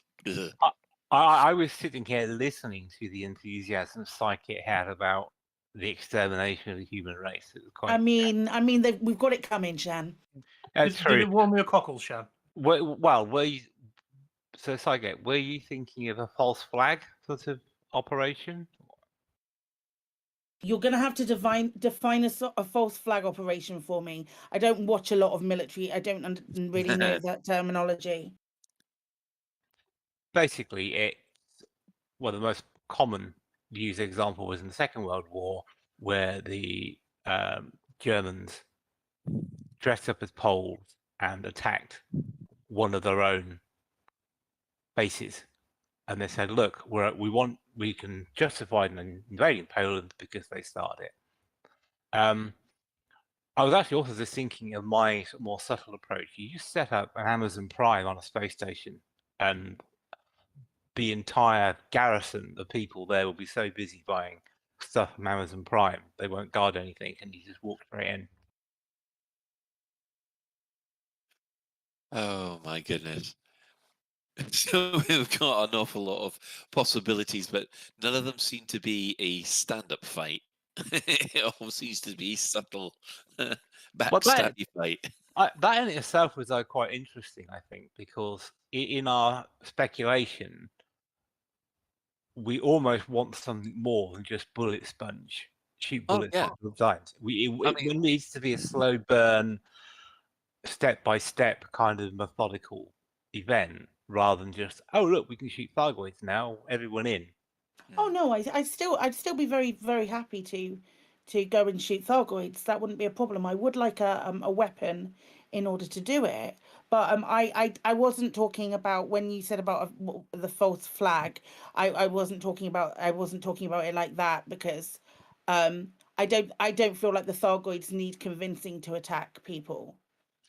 Well, what it would be a false flag to start a war between the three galactic superpowers, you see, and then Thargoids swap in. I don't think we need anything for that. I don't think we need any sort of like catalyst for that, because it's always on the brink as it is anyway. Well, I think at the moment that there's nothing in the brink between the three superpowers. The three superpowers look as if they're going to implode for one reason or another. We've had the NMLA for the Empire, which has caused a huge amount of problems. We've got Hudson trying to basically turn the Federation into a dictatorship, which is another issue. And then on top of that, we've got the Alliance. For the first time, they've got a system wanting to leave the Alliance, apart from Lave, which is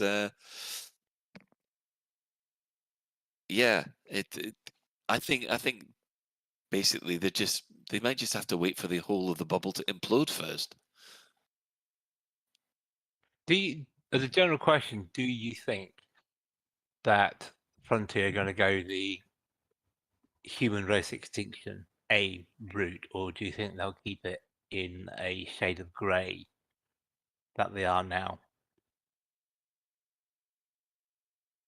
Because I don't know about you, but I think if the Thargoids really wanted to get rid of us and they were as powerful as people assume they are, they would have done so by now, and they could do so quite easily. Well, that's the thing, because they haven't managed to yet. I mean, obviously, yeah. There's the whole thing about plot armor and things like that has still got to unfurl, because otherwise, what's the point of having a narrative unless you've got some plot armor happening in the background anyway? But yeah, I'm beginning to lose track of this one, to be honest. Right. So, as far as this is concerned, do we actually think that on-foot Thargoid combat is definitely coming then? 100%. Okay, we've got 100%. Are you looking forward to it, Psychic? Does a bear shit in the woods? Okay, that's I think Ben might have something that he might want to say though. Okay, Ben, your turn. Do we think it's going to be a repercussion of what we had for fighting the Thargoid ships, and are we happy with that? I.e., we have our current weapons, be they engineered or not, and you shoot a Thargoid with a laser cannon, and you can kill it. It does work, but you shoot them with an anti-Thargoid weapon, and it's like butter. Do we think it's going to be the same kind of idea, and are we okay with that? No. To tell you the truth, it depends on. I'd like it to be a yes and no. I'd like it that you have a certain level of infantry where that happens. So there's this case of, in Starship Troopers, the little bugs which basically come at you. You're normally able to take them down with less than a magazine. Although I must admit they did seem a lot more in the film. But for the boss bugs, for the or something. yeah, no, well, Hopefully not just the queen. I hope they've got more variety than just infantry and a queen. For the bigger ones, that's the ones where you have to work as a team.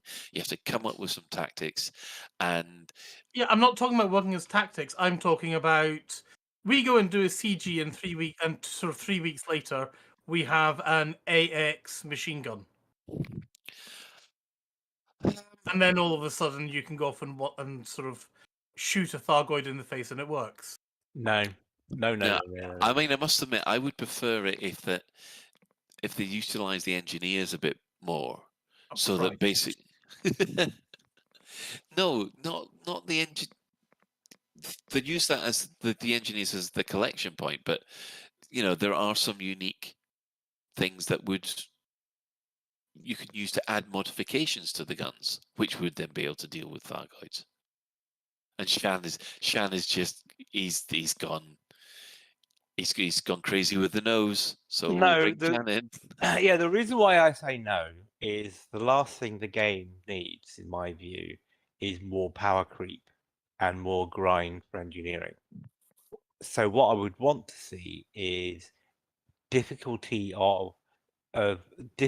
replaced or by mechanics and teamwork, not just by adding guns that make more damage or whatever it is. I don't want to get into this arms race of we now need to be grade 6 to be able to damage this. The whole arms race we had in engineering, and I don't want to see that happen. I want the difficulty to be achieved by game mechanics and understanding how the fight works than just engineering a gun and making it easier.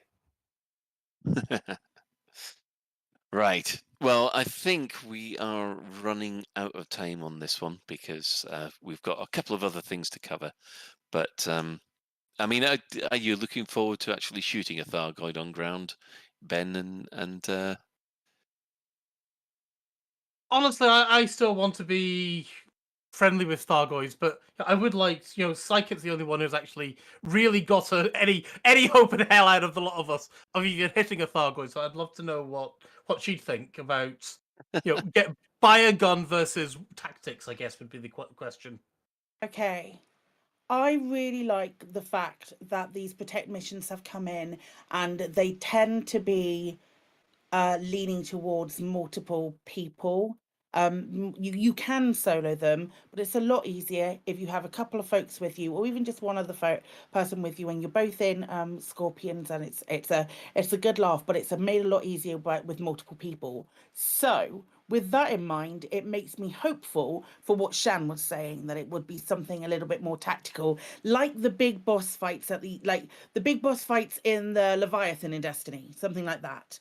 Because you need a team in order to be able to do that. So there is a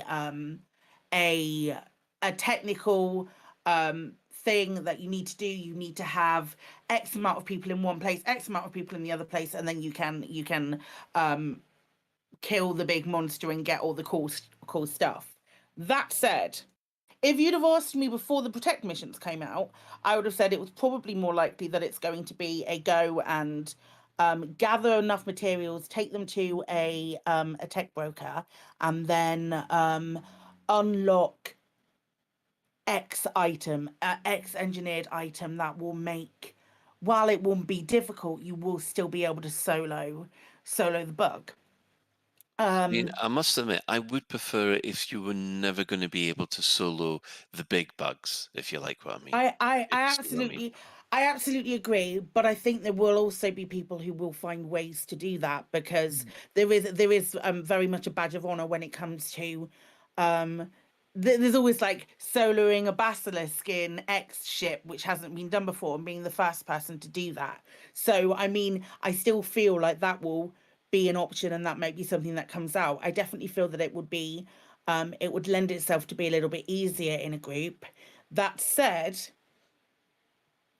there are a lot of players who play in solo, and it's interesting to me that the Frontier are beginning to introduce more team-based things, because it does to some extent alienate a solo player. And while it should encourage them to play with other people, because Elite is made so much better when you play it with other folks.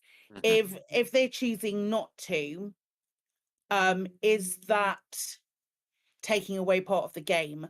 I personally don't think that it is, and I think it should give those players the onus to find a group of people who are still playing, and find a squadron that they can gel with, and they can go and do stuff in game with. But if people do still want to do it solo, they should potentially still have that option, albeit with a lot more grind and something like that. Right. Okay, quickly, Sean. Regarding team versus solo, I think it's entirely fine that that players who play in solo can't do all the content. Because if you think of other online games, there are raids where you need a reasonable team of players to do. So I think it's perfectly fine for them to have a scenario where you can't kill the Thargoid Queen or whatever they're going to be on your own. I think it should be balanced around a team encounter. And just as a personal view is, I think if you're playing as part of a team, friendly fire needs to be off. That's unusual from you, Shan. Do you mean off as in you can't shoot each other, or no? Okay, so that's friendly fire on. Okay. No, friendly fire off is when you can shoot other people. Anyway, it doesn't matter.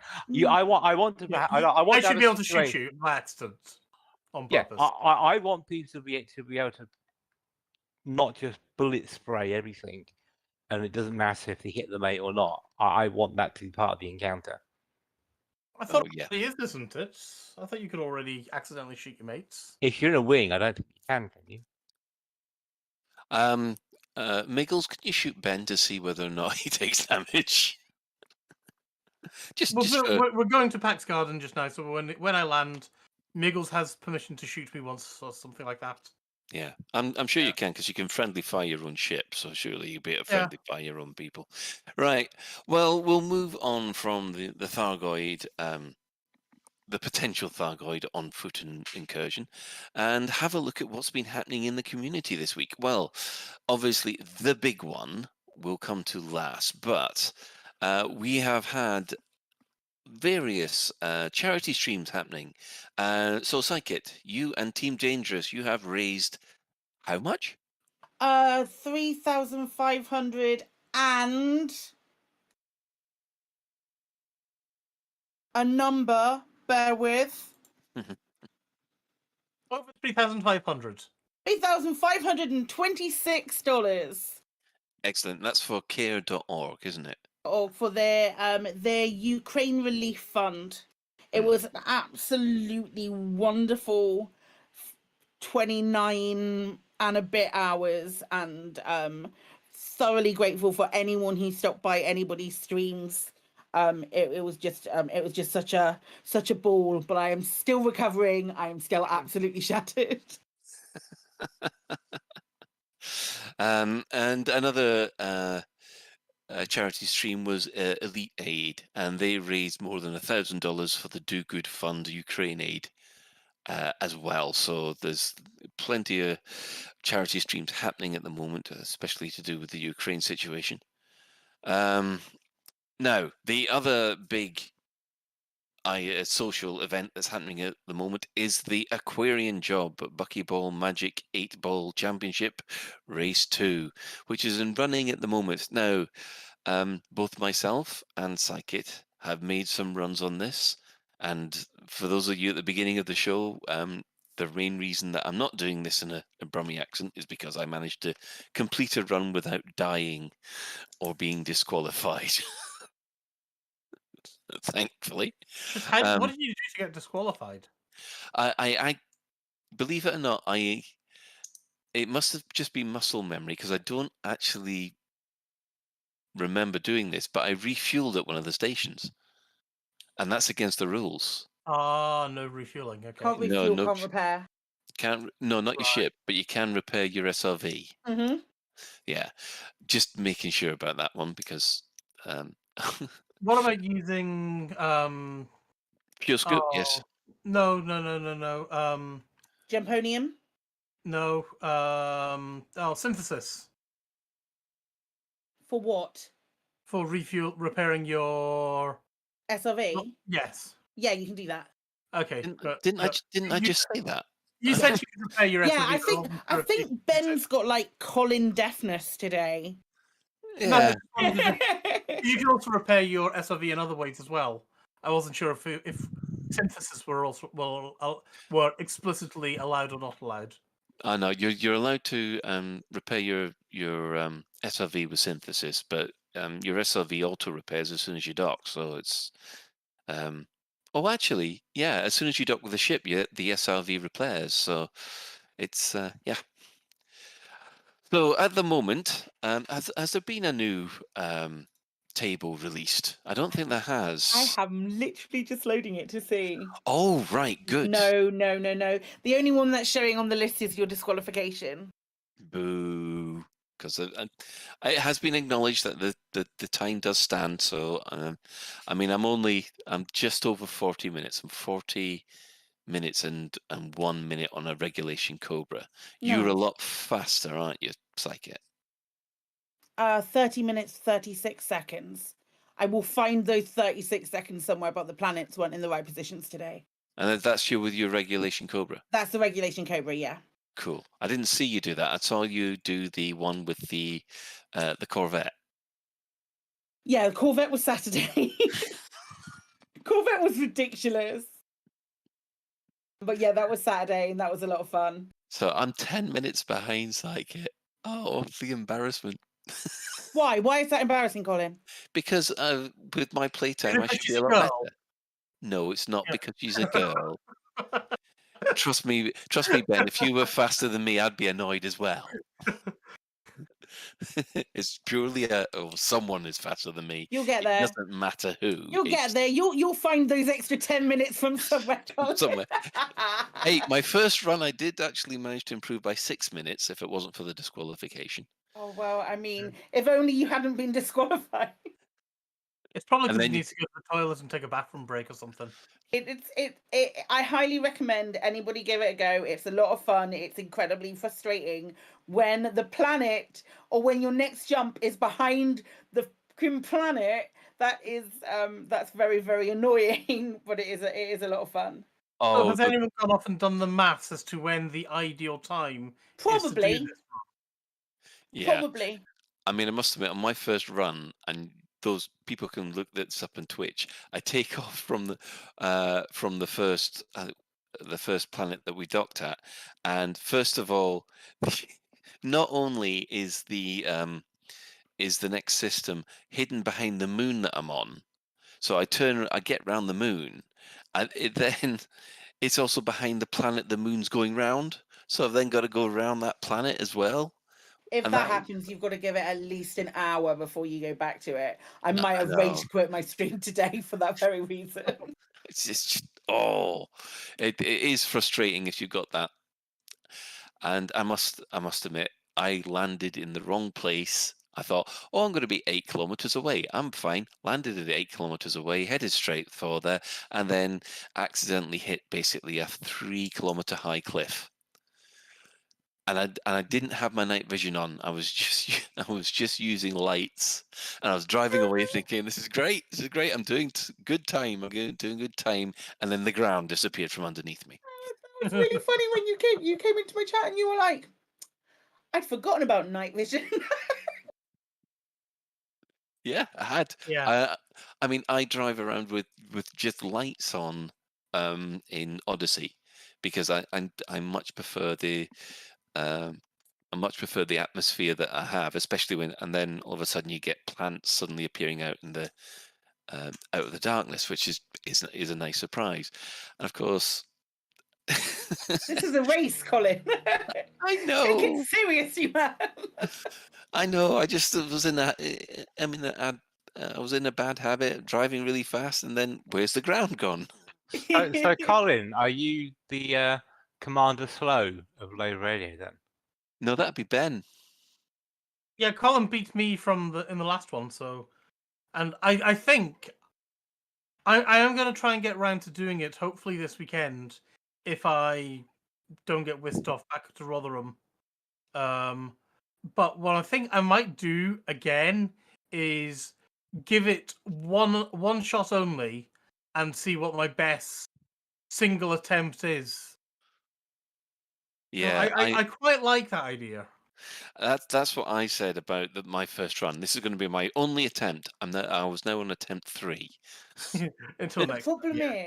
problem is you complete one and everything goes right and it's great and you're like, oh wow, this is awesome.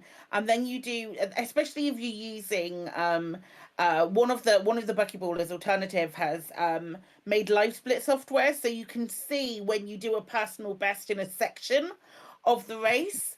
And when you see that you've done a personal best in one section and then you totally fluff it up towards the end and you're like, but I know I can do better. I know I can do better than this. And then it becomes moreish. And Do you remember that? That's the vicious circle that I'm in at the moment. Do you remember that buggy demo we saw a few weeks ago, a few months ago? Where they had the buggy race. Yeah, with Alex showed off the buggy race. Yeah, I remember that. Yeah. For the record, Miggles can indeed shoot me and kill me. Excellent. There you go. Friendly fire is off. On. Or on, rather. I was just thinking in the racing, does this No, mean it's on. Does that mean that Psykit is the Stig? At the moment, out of Lave Radio, she is. I'll take it. I'll absolutely take it. Oh, Miggles, what a ledge! So, actually, considering that I blew up, I'm more like Richard Hammond. Oh no! So that leaves you as Clarkson, who'll just cheat and say anything, then, Shan. Yeah, pretty much. So long as I have designer Magnapants, I'm fine.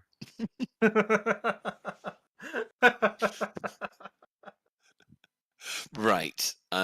Okay, we're going to bring this now to a close. Does anybody have any other business before I do the shout-outs? Yes, I have 5 minutes to find and kill Miggles. Dun, da, dun, dun, da. Yeah, I mean, I'm not streaming this weekend because basically I'll be going up to Scotland for to say hi to my mum. I think you can say hi to your mum in a Brummy accent. She'd hate it. She'd absolutely hate it. But I forgot what I was going to say. Anyway, right. So, and nobody's got any other business. Any more flight assists coming? Yeah, on Monday there's one coming. Excellent. So, there we go. One will be coming. In that case, shout outs for this before we wrap up the end of the show. Commander Lev has made the Commander's Handbook, which is a bot for Discord. And you can find that at discord.gg FEN4AUTWMX. It will be in the show notes. The handbook is designed to be a good starting point for new players and quick access for things experienced players will look up constantly, and not an incomplete encyclopedia of all things elite. Oh, there was one other bit of social news which happened while we were talking away. We've had a message from Karen. Just to let people know that LaveCon will be on this year at the weekend of the 15th of July. So we've had it confirmed that is going to be the date. We're going to have to wait to find out where it's going to be. We suspect Milton Keynes. I apologise for anybody who hasn't been to Milton Keynes. Oh dear. But yeah. That's all the details we have at the moment. More details will be coming soon. But at least people can book the time off now because they've got a date. Yes, exactly. So I mean, that's the weekend. Right. Other other shout-outs, of course, there's the Hutton Orbital Radio, which broadcasts on Thursday at 8:30. Tune in at Twitch TV Hutton Orbital Truckers, or just go for the audio at radio.forthemug.com. For the discerning commander that likes a bit of CQC action, check out the CQC Discord. We will put the link in the show notes. There's also the following Elite Dangerous podcasts to give them a wave. So there's Alagrab AM, Black Sky Legion, Canon Podcast, Elitacast for the Spanish speakers, Fatherhood Podcast, Flight Assist, the Guard Frequency, who do other space sims as well, and they're now going to do space RTSs. In fact, just anything space. Loose Screws, Squeaking Fuel, and System Chat. There's also the Data Sleep podcast, which Alan Strand's put together, but it's kind of on hiatus at the moment. Following this, we don't have any Galnet News Digest, but we will be visiting Spaceman Sam. Is he kind of related to Fireman Sam? I'll watch it and find out. Mm. So he's a space hero next door. Yeah, thanks to everyone who's chipped in on the Twitch chat. And how many in-game commanders have you and Miggles had to put up with? Just Chris Mark IV. I've got Epiphys with me as well. Just sat at the bar. We're not drinking because you can't. That sounded so dismissive. I want to apologise to Miggles as well, because I was trying to get his ship to 10%. Unfortunately, his ship jumped from about 20% down to 0. What were you using? A pistol or something? Multi-cannons, beam laser, and a beam laser. He deserves it then. No, that's what I was using against his ship. Yeah. But I was not expecting it to suddenly jump from 20%. Yeah, I noticed people in the chat are there waiting for the barman. You feel like you're waving a £20 note in front of the barman saying, "I've got my beer, I've got my order ready," and they're just being ignored, and they should be served by someone else. Yeah. One thing that I've noticed, and I haven't seen this before, is you can actually inflict superficial damage to buildings with your ships. I didn't know that. Ah, nice. Right, we'll also thank Commander Tokuso, JN Trax, and Alan Stroud, who have created music for this show. But that is it for another episode of Lave Radio. If you'd like to get in touch with the show, please email info@laveradio.com or hit us up at facebook.com /Lave Radio, tweet us at Lave Radio, or you can just join our Discord server by going to discord.io/Lave Radio. We also have a TeamSpeak server where commanders like to hang out and chat. You can find that at teamspeak.laveradio.com. Do get in touch if you've got any questions or if anything you'd like us to discuss in a future episode. Lave Radio is recorded live on a Tuesday evening at 8:30 and streamed at laveradio.com. laveradio.com/live. I think I need a tongue transplant. This one doesn't seem to fit anymore. So thanks to Ben, thanks to Shan, and thanks to Psychit. And special thanks, of course, goes to today's tech specialist, the Chris Mark IV. Until next time, commanders, fly safe, but if you can't do that, fly dangerous.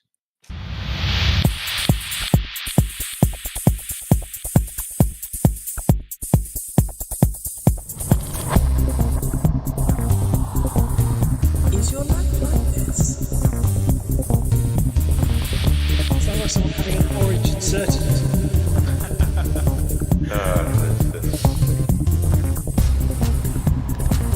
Need a safe word. Space can be lonely.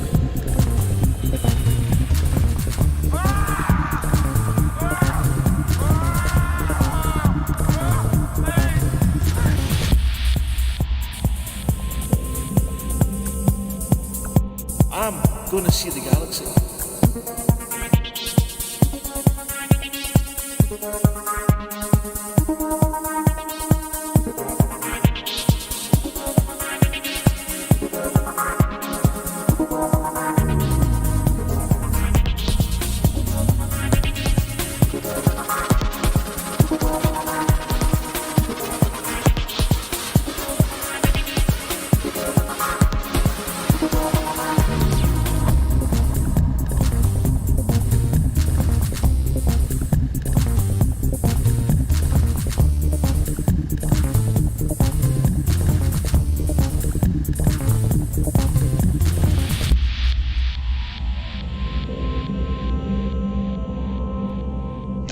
damn it. No worries, guys. Hold the fort for 2 seconds. I'll be right back.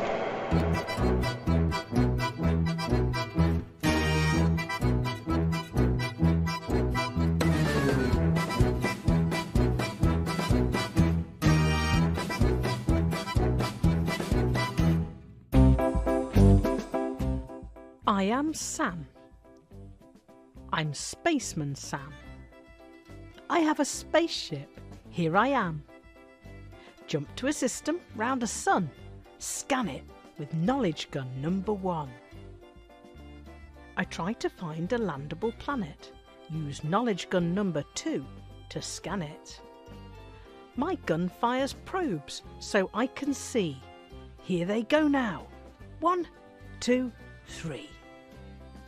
It turns quite blue. Can you see too? The blue bits show there's work to do.